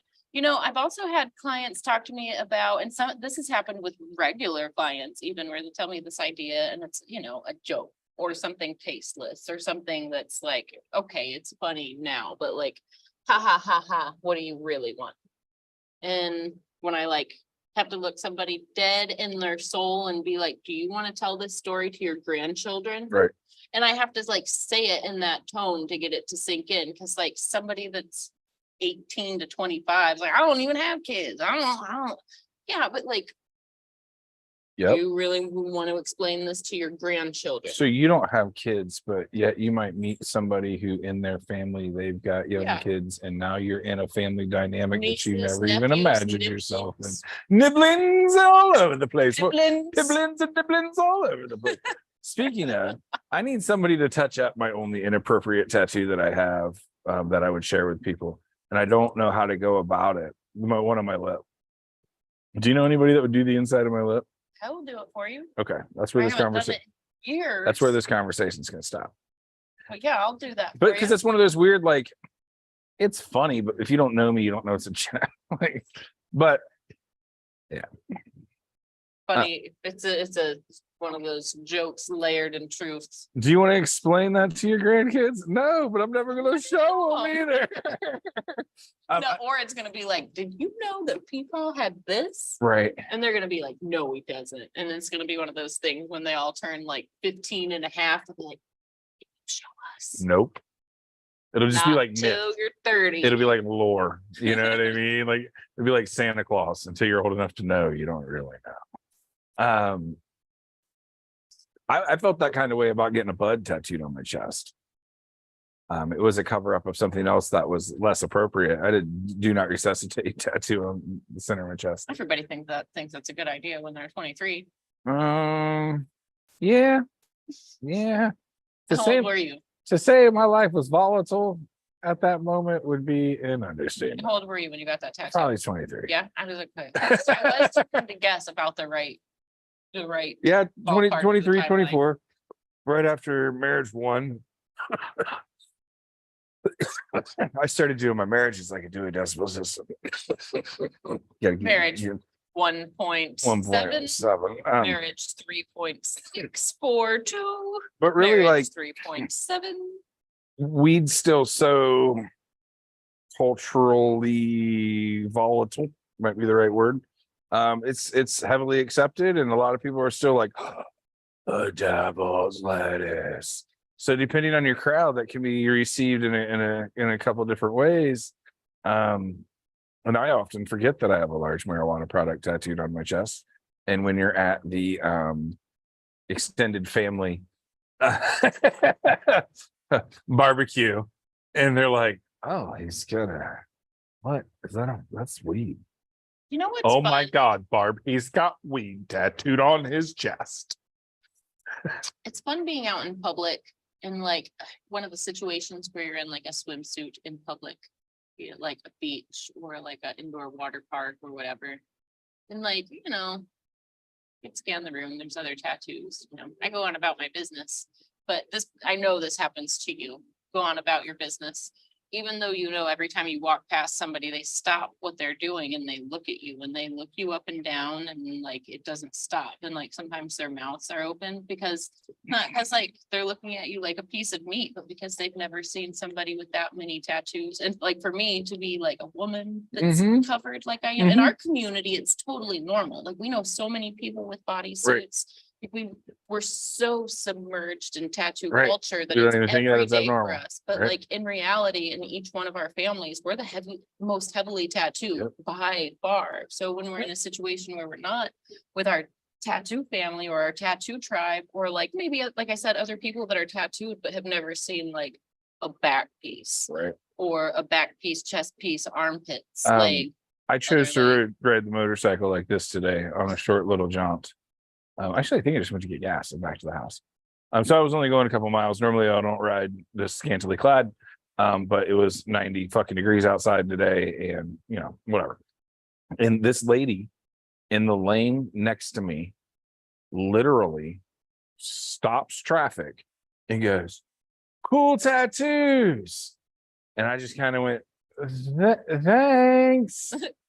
Cool driving, as like the people behind her are like blaring the horn. And it was like, it took me a second to be like, oh yeah, I don't have The person that clothes was with me was on. commenting And people that, aren't like, used to seeing everybody people. was looking like, not disrespectfully, but like it was noticeable that everybody was like watching me and like. Especially get outside of the It city. doesn't bother me though, like, it, you know what I mean? Like, I know We're- I've asked for this kind of attention, and Mhm. as long as, like, I don't make it weird when I know somebody's staring, because I know they're staring at a tattoo they've never seen before, and especially like, you've seen me when I have like a swimsuit on, my chest tattoo is bright, like right, it illuminates my right. whole face, because like, I'm half albino underneath my It's that tattoos, pasty. yeah. Well, and same. And again, we forget that it's not as commonplace. Especially when you get outside of the city. Like when I was in North Carolina, they were like, holy fuck tattoos, because there's not the same saturation of heavily tattooed people as there are in Columbus, Ohio. Think about in Columbus how many heavily tattooed people there are in comparison to, say, Medina. Well, it's like, I love thinking about the time, and I've told this story on air before, and I kind of like telling it, so I'll tell it again, but it was on one of my trips out to Hill City, Phoenix, because I always drive out there, like, it's kind of like the road trip I look forward to. I usually make a few day trip out of the drive. There's a campground I like to stop at, etc. Anyways, one of the early trips, I just had my sister with me. Trying to remember what car we were even in. Might have been in my Escape. I don't even remember. So we were in a normal vehicle regardless. I didn't have my van yet. But I pull into this random gas station in the middle of New Mexico, and it's like gas station, sheriff's department, and post office. A trifecta, if you will, okay? So you can imagine how rural we are in New Mexico. If Yeah, you and, will. like and I needed to get gas because it's me, because I'll look down and be like, oh, when is Fuck. my gas light gone? Fuck. So anyways, I pull in there, they've got the German Shepherd sitting there. And like the sheriff, he's sitting back on a tall stool, and he's already got his hand on his pistol Yep, comfortably, yep. just like, and like, What is this riffraff? I can tell the guy behind the counter and the sheriff, they're definitely both in their 60s, maybe older, I'm painting the scene for you. White hair, mustache, both, okay? And they I gotta both guess. just like look me up and down. And I like pause and I look both of them into their eyeballs. And I was like, hey guys, how are you? And like just breaking that with a Yep, little bit of yep. happiness, what I feel like was the best way to go. Cause like they Absolutely. instantly, like I could have been like defensive but in reality, they've probably seen people with tattoos. They probably haven't seen many people with very bright tattoos, because I'm Right. in the desert. Right? Those colors don't hold, and I'm stinking albino in the desert. That just don't happen. Yeah, like all these things. We stay in the mountains. One of these things is not like the other. So that exchange for that brief moment was just, it was incredibly awkward, but it wasn't at the same time, because I knew they had just never seen anybody like me. Like it was the first time somebody like this had probably walked through that door.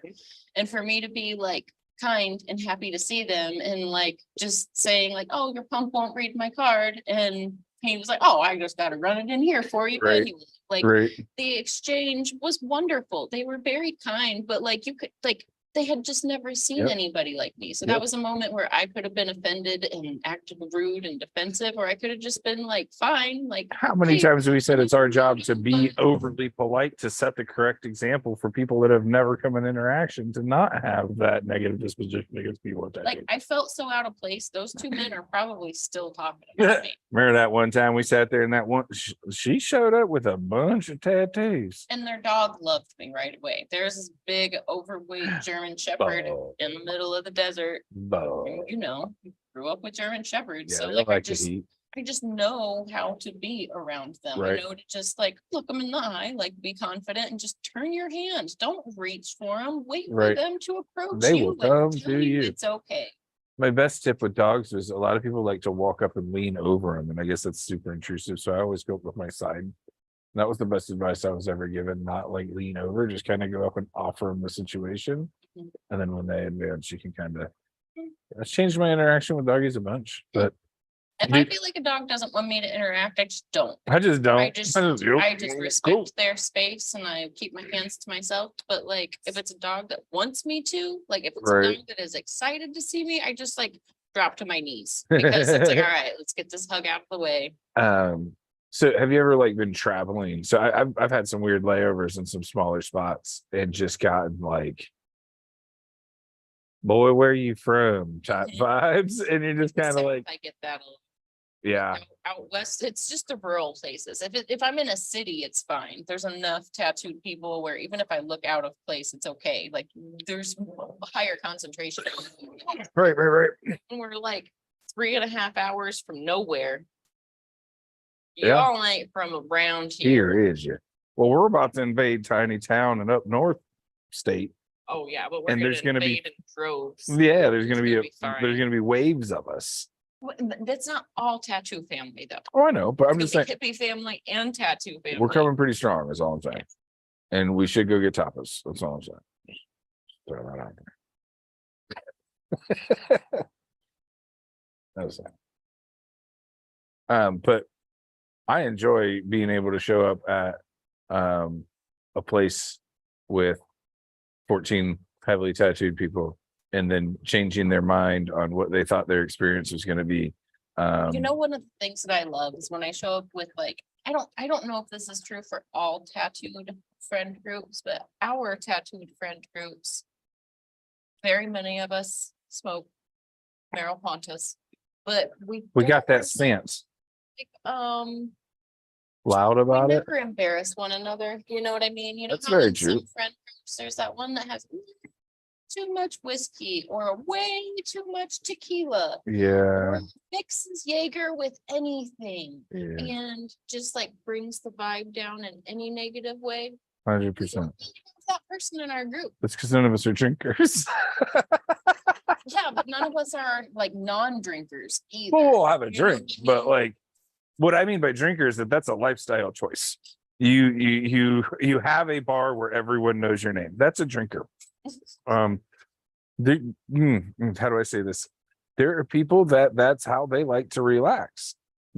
That is not how I like to relax. It's way too easy for me to overindulge, and I don't like being out of control. I can smoke a fat fucking pound of grass and eat a sandwich and change the entire situation. It's just an Can't- awesome like misconception that like, again, you know, we see it at hotels too that haven't necessarily hosted a tattoo convention Mhm. before where they're expecting the worst of the worst and We're all People super acting like polite and they make a shit clowns. ton of money. people throwing up in bushes and in Right. reality, like their staff has like record breaking tips and Mhm. everybody's ultra professional, ultra polite, like Because a lot of us the have worked cops in that aren't industry. called, like all the things that Brought like, our own cops because we're responsible. yeah, like all the things they expected to happen. They're like, oh, you guys are not scum and we would love to have the money that you helped us make again. And that is one of my favorite things about being able to represent the heavily tattooed community is making sure that when given the opportunity to not spoil our good name. Like, I mean, there are those of us, I feel like I try to be overly polite because if if I do happen to be somebody's first encounter with somebody that looks like this, I want it to be positive. I want it to be like, oh, okay, that person looks crazy and weird, but Especially with LB. Like if I've got my kid with me, like I'm almost offended when people don't follow. Like if my server isn't polite and I'm going out and want to say, yes, please, may I have, or we're going through the motions and you're like, all right, what can I get you? And it's like, well, could you please say thank you or whatever? Can you acknowledge the fact that we're trying to do a thing here? you No. interact like a normal human for Please. this lesson. Well, that's why good servers make fat tips. Like, it's why we. Yeah, no, you're right. Just because of karma, I try to be reasonably generous when I tip, but But I like to set that double example, like, hey, yep, I'm a heavily tattooed person. I am also a single dad. I'm also raising a daughter. And all the things we are doing, we're gonna do to the best of my ability and not professionally, but like, you know what I mean? Like properly. And I think it's a lost value. Is that the right word? lost values. Yeah, I don't know. I am incredibly thankful. Let me start over. I am incredibly thankful that my mom and grandmother, talking about my mom and being grateful for her again today. It's like her birthday's coming up or something. Give her a buzz. Anyways, had lunch with her today. There it is. But as an adult, I am incredibly thankful that they were such grammar Nazis with me and like punctuation police with me, because I don't know any other way to say it other than it's like the perfect social lubricant. Like you can come and go from like different social groups. And I hate to say this, but different like class groups. Absolutely. You can come and go like people of different education levels. It's just a- by having like good if you grammar and being learn able the to default- speak. Right. If you learn the default to polite and how to build a conversation. So if you say, I went to eat today, instead of I went to eat today and what I had was pancakes and sausage and the music there was great. We talked about the festival that we just went to that was in the country and we drove my new car and it was just a really good experience.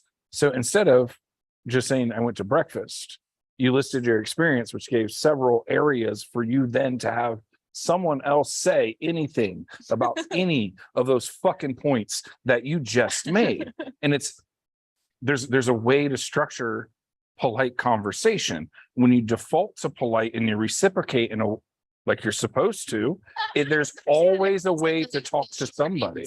Versus the thoughtful answer. Like, no, if somebody took the time to ask you how you're doing, tell them how you're doing. Right. You know? Well, and again, that's proper conversation and being polite. You're not, you pay attention to what they're actually asking and you Mhm. give a reason for them to talk back. Mhm. And you do it in a way that continues. And most people don't understand that that's not something that's taught anymore. One word answers back into your own world. Tink. One word answer back into. Because there is no default to polite anymore. It used to be rude not to end a conversation. Well, thank you. With how was your day? Hmm. You can't not answer that or you're being rude. If you ask me, how am I doing? I'm like, you know what, man, my day has been really good. I went to the grocery store and, life was great. I was able to do these things. And You know, how you're was your right. day? Like, there might be a client I haven't heard from in a while and they might message me or hit me up on Instagram or whatever. And a lot of times I'm like, oh, hey, it's great to hear from you. How have you been? If they didn't tell me how they've been, it would kind of hurt my feelings. Like Right. if they just jumped in, like, I So want to let's- schedule an appointment, that would hurt my feelings because I So- took the time to like ask because I like actually care and hope things are well. You ever thought about this? You ever notice in a conversation and or a text message, generally the third thing you say is the reason for the conversation. So in a text, it's, hey, hope you're doing well. Today, I was just thinking about doing da da da da da da da da. In a conversation, it's, hi, how are you? Hope you're doing well. Now you're to your point. So there's this expected exchange that people have lost because we don't have conversations anymore. we've gotten so direct information because of short text and on the fly that conversational skill is lost. And this is probably what makes the art of consultation so hard. Mhm. Do you know how many consultations I've had where people like have an idea, but for them to tell me their idea, okay, Ask them to type it next time. I bet you it fucking flies out of them sometimes. because there's a I'll have, like, there's a pull disconnect. their Initial, like their initial like application for a consultation. Do you remember when pull you this had up, cool And I'll be like, ideas? okay, so when you said this, did you mean this or this? And they're like, oh, well, I meant this. And it's like, okay, so when you said this, do you want it to be like this or this? And then sometimes by like diverting or reverting back to their words, we can start building the picture, but to like just get somebody to like pull those words out. I learned this when I was working as a graphic designer, that it was really an art to take an image that somebody has in their head who has no reason to know the language Yep. to get that out because they didn't grow up in the art world or design world to like say the things, you know what I mean? Like they've never thought in this way before, but they have a picture in their brain, and how do I get them to describe that picture in words? So sometimes I would have to pull up a lot of things that I knew they weren't talking about. Like I We're would- checking this off the list. well, yeah, it would be like, I would pull up as far opposite as I could imagine that they were talking about. And I'd be like, something like this, and they'd be like, no, I'm like, okay, let's start with what you don't like then. So I learned that sometimes for some people, especially when it's like the kind of conversation that is out of their wheelhouse or one of those more awkward interactions, if you just start chipping away at like what they don't want. First of all, that's when they're gonna let out the things that they're insecure and are making this conversation awkward about. So like, Right. what do you, why are you nervous right now? Like, are you nervous? Like, am I the right person? Are you nervous that this is your first tattoo? I gotta get that out of them sometimes. And then once they start letting their guard down, then we can actually like just have a casual conversation. Because you have to go through that break the ice process where somebody's comfortable actually expressing themselves. Yep, and it's And- vulnerable to get tattooed, and that makes it really hard to communicate too, because like you're sweating weird, like you're getting into something that's gonna hurt, this is a big financial commitment, like But that all the nervous, things. that nervousness in conversation comes from the disconnect from the keyboard instead of actually having to have a real conversation. So up until this point, their process has been through a screen. They've had no real expectation or interaction up until this moment. So now they've got all this information that is built up to real life in front of them, and now they're trying to recall and refile all that information from the screen. Mhm. So because we don't have that art of conversation, and we are used to information-based text and information-based emails and Yeah. very short answer, no proper greetings, no salutations, just info. Well, and there is this thing that I do a lot of times, like before we even have the conversation, I've read the notes, I've looked at the references, like I usually even have them already saved in a file in my Procreate, ready to like play with and manipulate. What and you think? Sometimes. Yeah, But I really like to have a client tell me in person, in their own words, not their spouse talking for them who might have filled the form out. Like, I want them to tell me in their words. So even though I usually have a ballpark of an idea, I act as if I don't, because I want to make sure it's their idea or a combination of mine and theirs. But I Right. don't want to take over and make it something that isn't what they would imagine being there, or what isn't like their idea and then a couple steps further. You know what I mean? I do. But it's hard to like get people to just say the thing. talking isn't natural anymore. Well, Well, try to have a conversation with a random person at any location this week. For a moment, there's always this, you're talking to me? Because people don't talk to each other anymore. I don't think I've seen many strangers. I was at Dunkin' Donuts and the computers were on hiatus, and this became very awkward because the girl kept apologizing to me and there was no line. There were like. Like, people it's just me, waiting for Beth, we're their- good. Yeah, it was literally just me for like 90% of this interaction, but the computers were down and they're like, can you order on the kiosk? And I was like, I touched the screen and the kiosk was clearly down too. It was on a like, the home screen, and there was like a little caption down at the bottom that said what the malfunction was. I'm like, it's cruise Air into. But, 404. like, these two girls are just like frantic as can be, and I'm trying to be like the picture of not impatient, you know what I mean? Like, I'm trying not to do any toe Yeah. tapping or leaning on Yeah. one hip. I'm trying not to like fidget with any, like, I'm just trying to like Look peacefully at- wait, because I just wanted a latte with a little bit of blueberry flavor. So hear you me know. out. This is a $4.78 drink. I'm gonna leave you 6 just in case there's some funkiness. Just make me my drink. It was so When they're back awkward, up, though. ring it in and run it, It please. really was. And I even said to her, I was like, I'm in no hurry whatsoever. Cause like I was driving and I was on my, I need to move. This over is my East Orange break, Creek. right. Yes, I was on my, like, I need to stand up for at least Oh, 12 or 15 I call those minutes. bubble bricks. Yeah, I needed to stand. So I was in no rush whatsoever. If it took 3 minutes, cool. If it took 15 minutes, that's cool too. I'm in zero rush. Take your time. You know, I know how these computer glitches go. There was also the craziest rainstorm going through, so it was like the internet's probably choppy, like, just wait. Like, I wanted to like, just, but who am I to be like, ask the customer, like, calm down, just be patient. The clouds will move and the signal will resume. Just relax. I'm in no hurry. Nobody's at the drive-through. What's the rush? Like, you already got their order being cooked. They got their snack and bacon. you- The kids aren't impatient. Do What? you need to hit the That's what I should have done, is just like my baby It's over the Delta counter. fucking 9, I swear. That probably would have been the most helpful thing, but it was only awkward because I think they were just expecting me to be angry and were like prepared for I it. had a and guy I'm at just like, Wendy's at the blunt. which time? And well, I don't want to disclose too much info, but he was like, "You're kidding." I was like, and he fucking leaned out, ripped it, and handed it back. I was like, "Thanks for the Big Mac," or what, you know, it was Wendy's, but whatever they gave me. Fucking rolled out. Right. He probably got fired that day, but live La Vida Loca, man. Well, In my Ute, I worked at a Taco Bell, and then the Taco Bell that I worked at was what's the right word? Notorious notorious. for the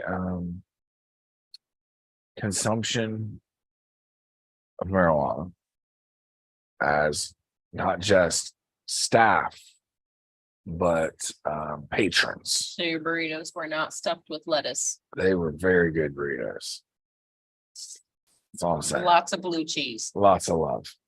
You know, so like we were ripped all the time, and people would come through the drive-through and literally be like, "Can we get a glass of water?" And then come back through the drive-through with freshies. Like, here you go. She rips out the window. But this was, you know, before every camera and every, you know what I mean? Like all the time. And the amount of things I think that we got away with is insane. Just insane. Well, they had bigger fish to fry back in those days. Oh, you know, there wasn't a camera every 13 steps either. It's true. We were still on flip phones. They just started coming out with cameras. You couldn't tell what anything was 10 feet away. Couldn't You do. remember the 1.3 megapixel? I do. Actually, I do. I do. So you might not believe this, but there was a time before the Palm Pre that I was a Samsung girl. They had this camera that was, it had like the highest megapixel at the time. It was probably like 9 point something, but it was phone, but it had like an amazing camera lens and a awesome brain and camera features. And then a few years later, I actually got a Samsung smart camera. So it's like a tablet, but it's got pretty awesome, easy to operate camera settings on it. So you can do a lot of cool things with it. Very easy adjusting, like easier than I could adjust any of these cameras. However, its operating system is so old now, I can't use it on Instagram, which kind of sucks. And it also doesn't have any stabilization, but the picture to it is wonderful. Like if you're using it on a tripod, it's fantastic. We've used it as our backup camera on here and it's I've got Great. a super old digital camera that was like 17 megapixels way back in the day. And Put like, a big boy memory card in that sucker, you could probably still, I mean, it might be a little heavier, it's but insane the photos that thing took. And it was old as shit, like the same time frame that you're talking about. And it was like, I feel like we really slowed that technology. the sensors are getting a lot better and a lot more clear. So what was like 17 megapixels then, we can accomplish in 12 now because the sensors are That makes getting more sense. better and better. So they are coming a long way. I floated through all kind, like I did HTCs, I did Windows based phones, I did Palms, I did Googles. And eventually what it came down to is everything I liked kept getting bought out and not made anymore. So it just was like, fine, I will get an Apple phone and I will just become robot to the system. I don't know, I didn't have, what were the Voyagers, Mhm, mhm. Samsung Voyagers or was already something like after that? that, too. Little key- The HTCs had the keyboards too. They flipped up. Yep, did all the things. Maddie's showing us a wonderful looking joint that she didn't know she had. You wanna show it off? Bring it on, bring it on camera. You wanna show it off? Show the peeps. Nice. It's gorgeous, Wonderful. sexy. Vanna whited it. That's a dated reference now. That's a vintage show. Did I hear that Ryan Seacrest is gonna be hosting? Wheel of Fortune? Are you asking me these questions? I don't know, you know, I daydream a lot of things and I'm only half paying attention most of the time. I don't keep up with anything. I'm the last person you want to. The only reason I know Ryan Seacrest is because of his hair. But like, I copied his dude once. But like, I'm not celebrity. I don't follow. I don't show current. I haven't watched live TV in fucking forever. I don't. I've always been a fan of Kelly Ripa. If it wasn't for Ryan Seacrest being her co-host for the last couple of years, I don't think I would have any opinion towards him one way or the other. But I think she's funny. I like waking up to her. I like waking up to her. Like her observational humor, like some of the things, the rabbit holes they get on. And I think that's the only reason I like the show is because like, where is she gonna drag us today? Back when it was Regis and Kelly, they talk about Regis babysitting her kids and then share the footage from it. And like, yes, we know it's all staged and set up, but all at the same time, his reactions and stuff weren't. Like, they were so over the top.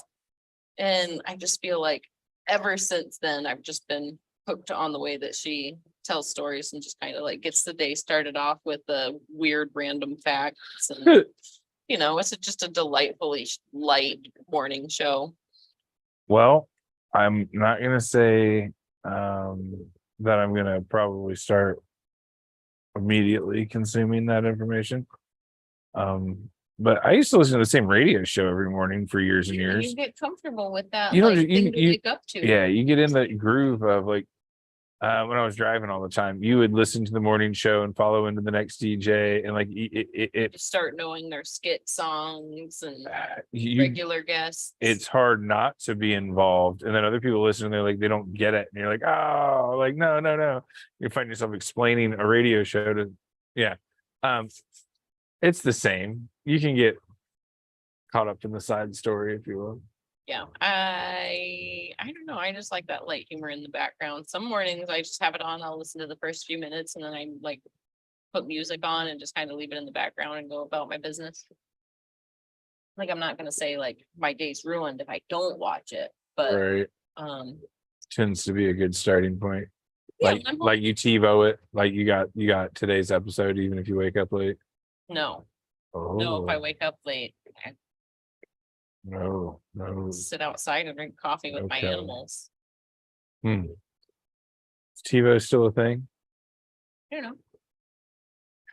Where you record a show to watch later? you know, I pay for YouTube TV and I think that's one of the fancy features with it, but I do not use it. Huh. There's nothing I'm like, I watch like habitually enough too. I mean, there's some things on like on Showtime that I'm ashamed to admit that I became addicted to, like Yellow Jackets. So like, of course, as soon as the new season of that comes out, I've already Name drop. binge watched it like that Thursday night Name at drop. midnight. That's okay. I just recently signed up to a subscription-based viewing system to enjoy one program because I am a sucker to marketing. But here we are. Here we are. It's crazy how many things I'm subscribed to, like when I stop and think about it. I was doing good. I had it down to 2 there for a while. One thing Nope, leads to nope, another. nope. They offer you a little teaser to let you get 3 episodes deep, and you're like, "Fuck, what happened?" No, Of course, you can have $10 a month until I know the end of the story. the end of the 16 seasons. Right, it's not gonna end. Fuck. That's how they get you. It's how they get you. So Ben, So fun. how do you feel about hitting more tattoo shows in the upcoming future? Just kind of depends on the job situation or. Depending on availability, I would love to do that. Currently, most of the things I'm looking at, I'm more 9 to 5 weekends, because generally I'll be on the weekends as well. So as Yeah, long the as we local can figure shows that out.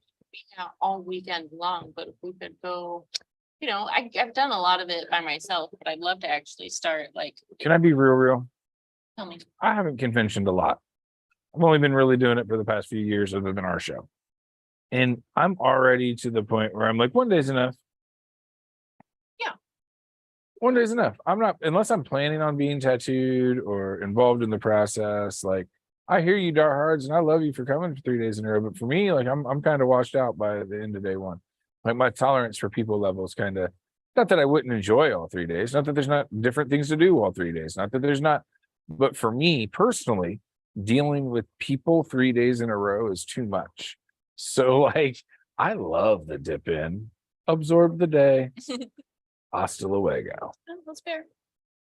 Because yeah, that's a lot of people. It just depends. Like when I have responsibilities at the show, it's Well, it's totally different. fine to be You got there all something to weekend, do. but if you're just wandering around taking it in, it's like one day's enough. Saturday, like if you want to see like heavy tattooing going down and actual like the meat of the show, Saturday is going to be the day to go. Downside, Saturday is always the busiest. So it's going to be elbow to elbow. You're going to be standing uncomfortably in the aisles. You're going to be like the tattooers you want to watch. You're going to be watching with other people. Where if you go on a Sunday, it's day. a little bit less busy. Big fan of the A Sunday. lot of artists are taking it a little bit easier. or Fun working on free. Smaller appointments on Sundays. Well, they've also Um, all settled in. They've all done their big projects. They've done their focus. This is the last day for them too. They're all trying to relax. So the vibe's always a little bit bouncier for me. Yep. I like it.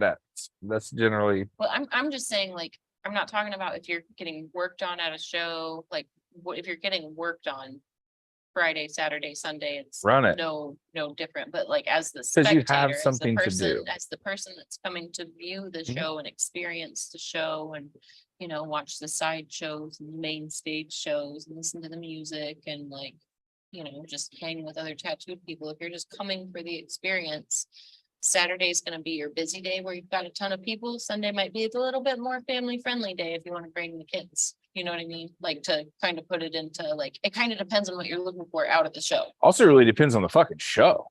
There's shows that doesn't matter what day you go to, it's assholes to elbows because it's just a big fucking show. Yeah. But I don't know.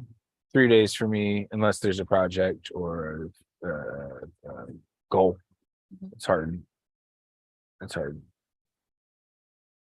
Except for Hell City Phoenix.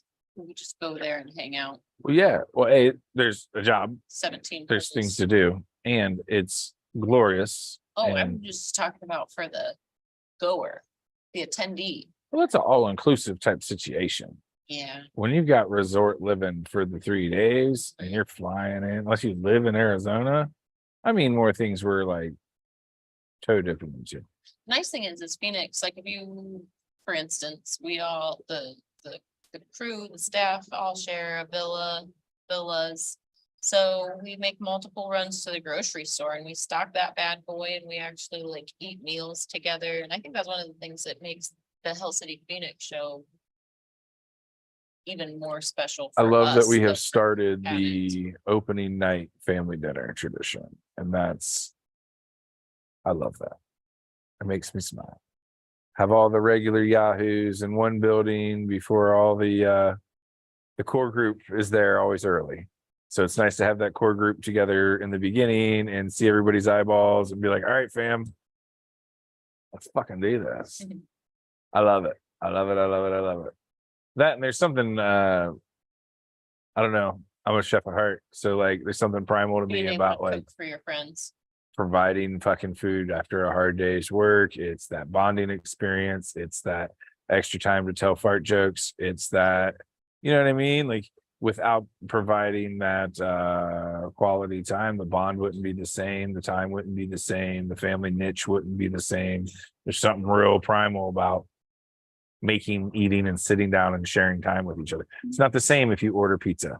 It's not the same. But if you as a group decide that we're gonna make even if it's fucking spaghetti, and Everybody's contributed an yeah, opinion. like and now it's a thing, it's an event, everybody's happy, everybody's chilling. No one's expecting the world, but everybody's living that like at mom's house garlic bread feel, you know, I like was just thinking about the garlic bread. I walked in last year and there's just like a bowl of just heaped with garlic bread. I was like, oh, Ben's already not messing around. we went through it. Yeah. Bread aplenty. No, but like that's important to me, and that's why that show's kind of, because it's definitely a lot more of the family vibe at Yeah. that one, because it's smaller. It's a lot more niche. Everybody talks about Columbus being the reunion show, and like I feel that, but it's on a way bigger scale. Phoenix is a lot more intimate. There's a lot more downtime. Since us as a staff are on property, we don't go home after the show. So we all hang out at the pool. We all hang out at so it is a lot more of a family vibe. Jess is off camera staring daggers Creepers. through me. Creepers eyes. I felt them. I felt them. And that's why that stuff's kind of cool. That's why even just being on the traveling team or going to all the shows and traveling and building that bond with people, it's that you see somebody at a show, it's a different level. You see somebody behind a booth traveling, it's the same as seeing the heavily tattooed guy out in public. You've got that instant respect. You've got that instant like camaraderie, like, oh, you're Stanfield over, you know, like you get it. You get to give that word of encouragement to the other collector. It's cool to be like in that situation where everybody's in their swimsuits the whole time too, because like you can literally See other people's jump through the tattoos. pool and walk your way to the ballroom and be dry by the time you get there, or mostly dry by the time you get there. And like it's like It's summer people look vacation. at you because like they might recognize your work, or but it's not the same as when somebody's never seen this before. Like this is commonplace with this crew of people, and we can just walk Retake. past one another without ignoring the like second take. Like, It's a good time. yeah, then the conversation isn't just cool tats, bro. It's like, ah, nice. Who did this, man? Right. Where's he at? Right. And you can like jump into the nerdy art conversation But about the that's- art that you nerdily collected. Let's take this step a whole back. We talk about conventions being the backbone. It's because you have an audience and a conversation piece built into that. Without that, let's get together and nerd out on our common interests. It loses, like, you know why people go to church every Sunday? You got to keep pumping, got to keep faith alive. It's the same. If you take yourself out of the environment and you take yourself out of the, if you never show up to the tattoo studio, you're not going to be looking at tattoos on your Instagram page. You stop going to the conventions, you're going to stop talking to artists. You're going to pull yourself out of the loop. Mhm. You're not going to have that need for personal interaction. You're going to pull out of all your ideas because it's not going to be on the forefront of your brain. Staying plugged in. If you're a serious collector and your job is to amass tattoos, There are people who Soak are it the done fuck in. collecting, but they still hit conventions and, you know, I wish I knew his name. I've seen him at a few villain art shows, but he's got this Japanese bodysuit that looks like it was completed in like probably the mid-90s, if I had to guess, but like it's good. Like you can Right, tell it's from the right. 90s by the way things were done. But it's Goatee. good. It's held up well. Dude with the white goatee. skinny guy with a goatee. Yeah, yeah, I know. Yeah. So it's held up so well, and that's one of those ones that like, you see him out every now and then, you know, he's gonna win awards because his work is amazing. But the thing that like some young collectors need to understand is the work he's wearing is the work that the guy that did your work looks up to. That's like- who he learned from. Yes. Yep. So it's really cool to see. He did all that with 4 needles and 5 colors, friends. Yeah. That was a 5 color and 7 and a half, or Right, 7 like- flat even. That's it. He Crazy. soldered that. That's appreciating the older work to me has always held its place, because when you can really look back and see that early 90s work that's really still bold and true, it holds, and you're just like, Yep. I see you, guitar string. I'm just kidding. But like, yeah, If it wasn't for work like that, work like mine and yours wouldn't exist. Like Right. that was the stepping stone to get to what is capable, what we are capable of today. It's like tattooers and collectors, you know? see scenery. Anyways, so there, I guess the point I was making was there's always a reason, like even if you're done collecting, or even if you don't know what your next tattoo is gonna be, even if you're not in the market, like there's this awesome community to be a part of. And to see collectors that are finished, haven't been tattooed in years, still showing up and still Oh. getting in competitions and getting their photos taken and like proud of their work and proud of the stories behind it. And like, it's cool. Like if it wasn't for him going through that in 1995, would I go through? Right, or it have the paid for artists to fucking do money. what I've done? It's the same with about tying it back to the Flash conversation. Like, Oh, that's just another tiger tattoo. Nope. No, nope, that is the cornerstone of it's a tiger fence, tattoos, a sir. tiger and a waterfall and clouds and a bonsai tree for a very specific reason. I don't know the story, but I'm sure there is one, Sure, there is one. He's probably chasing the strawberries. Brad or something. Yep. And even that was probably taken from some book. Cherry blossoms, maple leaves. Everywhere. No, I don't think there's usually one or the other, not both. Hmm, I don't know if that's a rule. It's something that I've kind of noticed. There's usually one or Do you the think? other. Do you think they require different soil types? Different seasons? Oh, Thought it out. you're so fucking smart, Thought it bud. out. That would be, right? So, what do you expect the mountains to look like? Do you want these to be purple mountains? Do you want them to be yellow mountains? Are we gonna just rip off Hokusai and steal his waves too while So- we're at it? So, what I'm referring to is, it is commonplace for people not to understand why they can't get something. So if I were to go to my artist and be like, why can't I get maple leaves and cherry blossoms at the same time? It's kind of their job to be like, Different seasons. and so why, if I'm getting my Heart of Africa tattoo, can't I put the Rocky Mountains in the background, Fawn? Oh, I remember this story.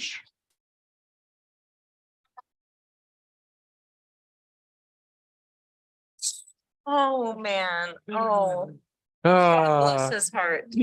So my client, he's actually very educated, but he's a numbers guy. So I don't want to in any way make him sound like he's unintelligent. He's a very intelligent client, but a very numbers intelligent.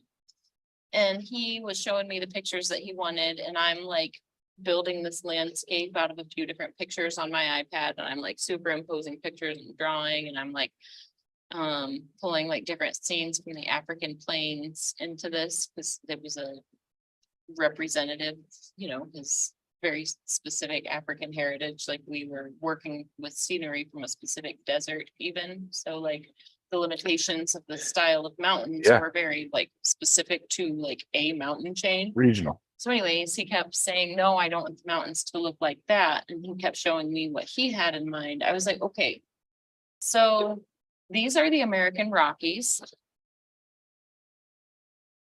And he was like, yeah. I was like, those are American, not African. Like we should use this American mountain Rock- chain. And I showed him what they look like.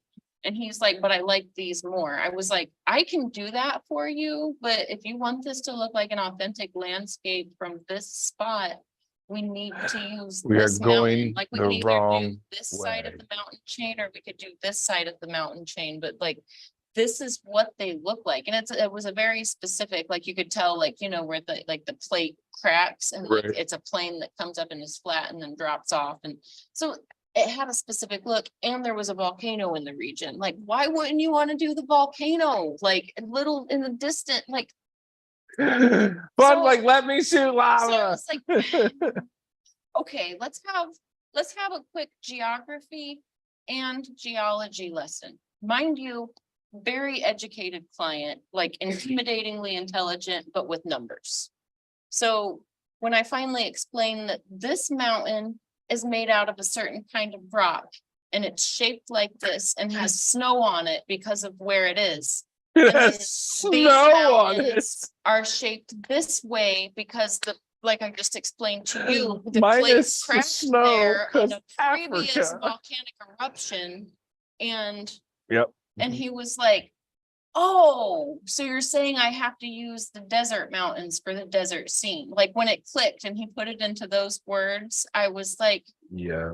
and we're like 3 hours deep into a consultation and we had everything worked out, but he was so hung up on, he wanted like the gray mountains with snow caps. And You I know was what you like, should have done? "Great, Immediately book the and Rocky we're Mountain right on sleepover. the equator. Like there's not snow there ever. I would have sold his other arm to him right then. Okay, so on the other arm, we'll do a Rocky Mountains theme, and we'll go ahead and get that in the books for next time if you leave a deposit when you leave here today. He did But- finally understand. And like, we did circle right back to what I had laid out in the first 5 minutes, once he realized, like, he thought I wasn't hearing him, though. Like, he Aw. thought I wasn't Understanding, his right, idea. right. Like, every way I could think of, I had to be like, I hear you, I understand that this is what you want, but it's incorrect. And he, like, when I finally like started being that direct, it Right. finally started to like sink in. And then when I broke it down, like, okay, geography and geology, here we Here we go. go. Like, I've never been to Africa, but I want to make this look as if I had. The photos that I have seen are not conducive to your idea. No, I hear you. The funny thing is, it was the mountains that he got hung up on. The trees, he totally accepted, where he was like, at first he showed me like a Joshua tree looking tree, and I was like, that's not what's really on the African plains. And I show him like the Lion King looking trees that like come up and are flat because they are broader and, you know, all the things. And he was like, oh yeah, those look better anyways. Those look like they fit. I was like, cool. Okay, so we're gonna go ahead and do these mountains that are actually like in this photo in the background. And he was like, no. What do you have in mind? Like, my next question was gonna be what time of day? I thought we were moving quickly through this. Like, are we gonna do sun up, sundown, midday? Do you want the sun in there? No sun, sun rays, light rays, clouds, no clouds? Like, I thought that's where we were going next, and I can't get past the horizon and the mountains. Yep, this is why I can't art for a living. This is why I can't art for a living. Because I would have been like, this is your tattoo, yes or no? To circle back to our beginning conversation, remember how I told you from like looking at these delicately illustrated lands, I could just imagine do, things right. that were tangible or weren't Right, tangible. right, like, right. You know, and One light of these sources things are is not like I the just- other. I don't know, and I, like put myself in the scene. There are just things, it's like, oh, that doesn't make sense. That wouldn't be there. Right. Like, and then I have to like backpedal and figure out why wouldn't this be there? That's Like, my favorite thing about watching movies is being like, no, no, no, no, that gun was out of fucking bullet 3 shots ago.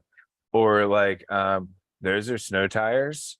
He couldn't do that. and you wouldn't want somebody to like accidentally have the wrong thing. And I mean, don't get me wrong, I'm sure I've missed things and I've done things wrong because I didn't know better and my client didn't know better. But when I know better, when it's standing out to me like a red flag, it's gonna stand out to somebody else when you show Well, this off. That yeah. it's not like authentic.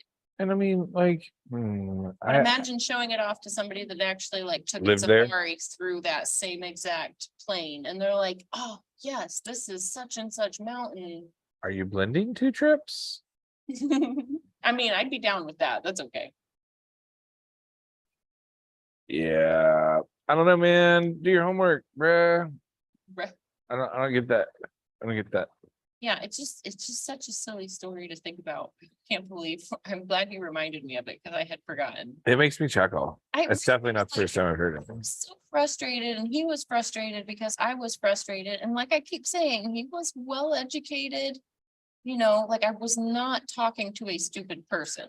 Right. I was talking to somebody who like, they're intelligent to the point that I respect their intelligence, but it was just like, how can I say this in a way that is not Yep. going to be over your head? Sometimes you gotta explain shit to me 3 times until I'm like, oh, you want, yeah, okay, yeah, we can connect the dots.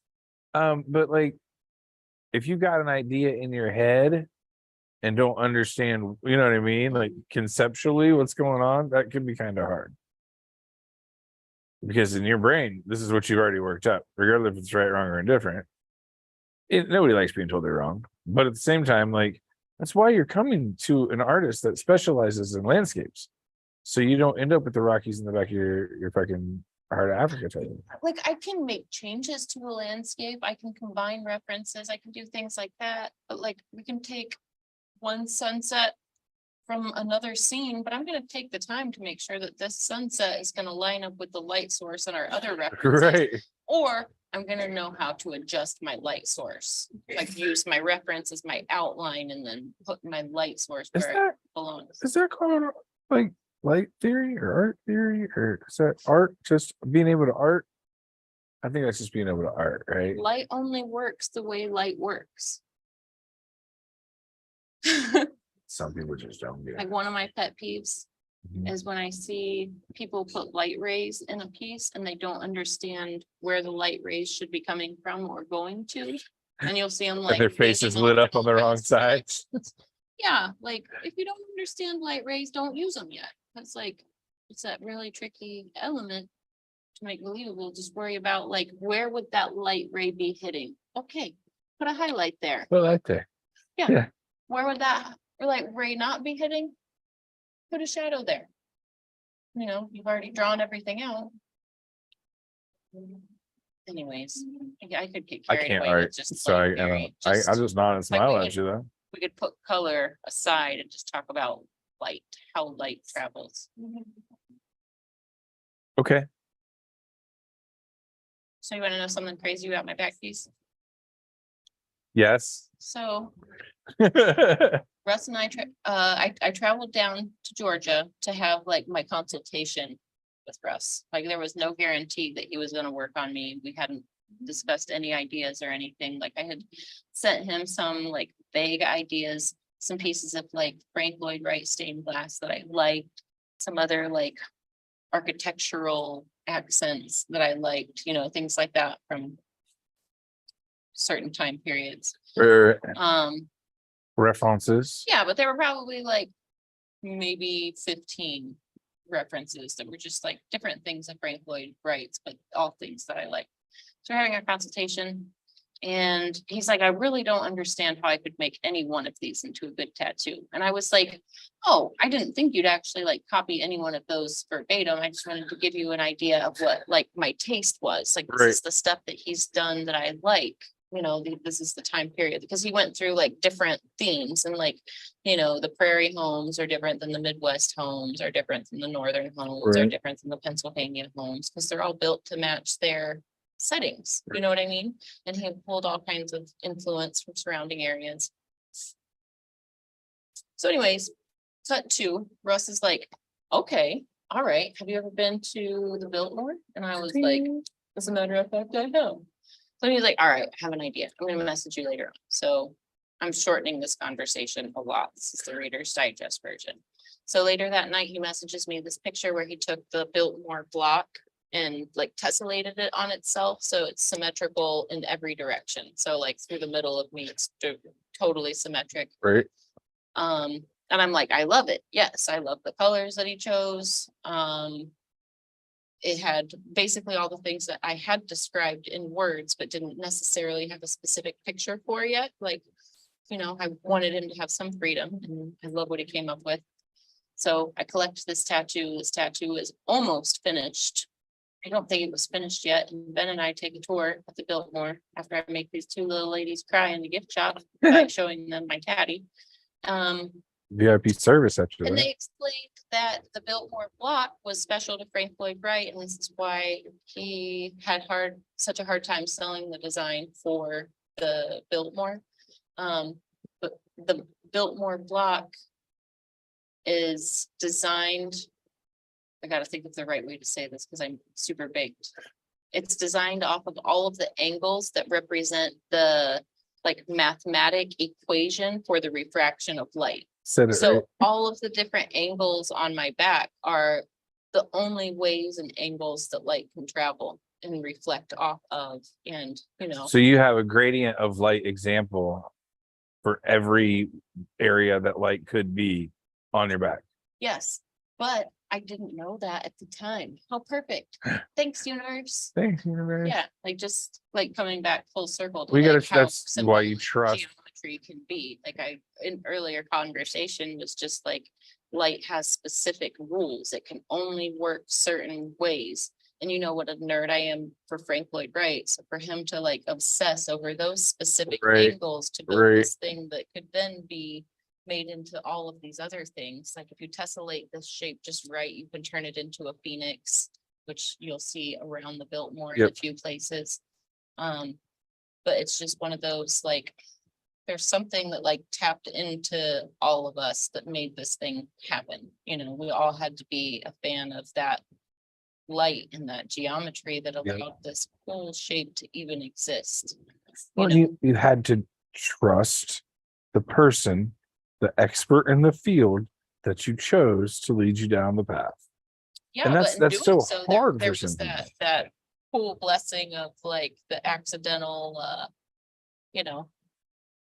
but I don't believe Russ knew that that was the significance of the Biltmore block at the time. Right. Or we probably would have discussed it, but the way that I do nerd out about light, how light travels, how light moves, how light, I don't know. I get obsessed with how light bounces off of clouds and how the colors shift, and for that to be something that I obsess over, and that was unknowingly the center of like the biggest. Almost most, like the body tattoo altering shows you. tattoo. It is. That's kind of where I was leading to. It beat me to it, but it's, in the surrender video from Jeff Bogway, he said it was like he was uncovering a tattoo that was meant to be there the whole time. And That's cool. yeah, I think that's a cool way to look at it, and that's a cool thing when it happens like that with our tattoos. Like we can plan every little thing about it, or we can let go a little bit and it'll be more perfect than we could have imagined to begin with. Right. And those are like the little blessings from the universe that like, in my case, it connects me to Russ, it connects both of us to Frank Lloyd Wright, it connects all of us to the aliens that gave us the ideas. Like subconsciously, like nobody sat down and got out a protractor or anything, but we like all creatively communed Right. based off of this block that somebody we both admire I love it. designed. I So love it. it's a pretty cool little segue. But we've been talking for a while. What do you think, Ben? What do you think, Fawn? 8:30? What? We've been just gabbing We tonight. have good gabbing. I knew we would. It's been a while since we have. We hung out the other night and we just like talk until we put on, I think you should leave. It shows a lot. Told you it was It was just a over lot. the edge on Yeah. everything. Yep. It was just, yep. But they're only 16-minute episodes, so small It's doses easy to is bail out. perfect. It's easy to bail out. Yeah. That's very true. You get your little dose, move on. Yeah, it's been nice to just teddy talk. I feel like we've haven't had a relaxed show in a while. I think every show's had a very point for the past 6 or 7 times. So like That's not bad for us. it's not bad for us, but I feel like the Ramble show hasn't happened in a while. So it's nice to I was doing my best to ignore him. He wants us to say his name on I it. understand. He wants it to happen. But yeah. Like, it's been fun. It's been a good show. All right, well, do you wanna, I saw you do a wonderful job bringing us in today. Now we gotta, Until you interrupted me. I was right in mid-flow. I waited till after you stumbled it and fumbled it a couple seconds before I jumped in. Seconds. Seconds. Milla. Seconds. Milla. anyways, now we know how hard it is to do Kyle's job when he brings us in. Hand me a printed script. I'll read it to you. I was winging it. I was also trying not to go through the whole thing and just hit the highlights. So We need to get on the ball on, maybe start getting a little additional footage and start playing around. I know you mentioned maybe getting together on Tuesdays. the world's your oyster right now. Let's do it. Okay, well. Big things coming. Tattoo collecting 101. All right. We got like. Nice. Thanks, Leah. All right, guys. Well, tune in next week. I'm not 100% sure what our show topic's gonna be, but next week I will have a calendar for us. Teddy and Blast and when Live and we sign Laugh. up, we will start talking about what our upcoming topics are gonna be. Ooh. Yeah, I also had an awesome idea as well that I want to talk to you about off air. Off air ideas. Sorry, y'all. You get left out of this one. Yeah, you know what? I'm gonna say it on air. Why? What if? Those are perfect out. You just ruined it. All What right, if? join us next week to hear my wonderful idea. Okay, see you guys.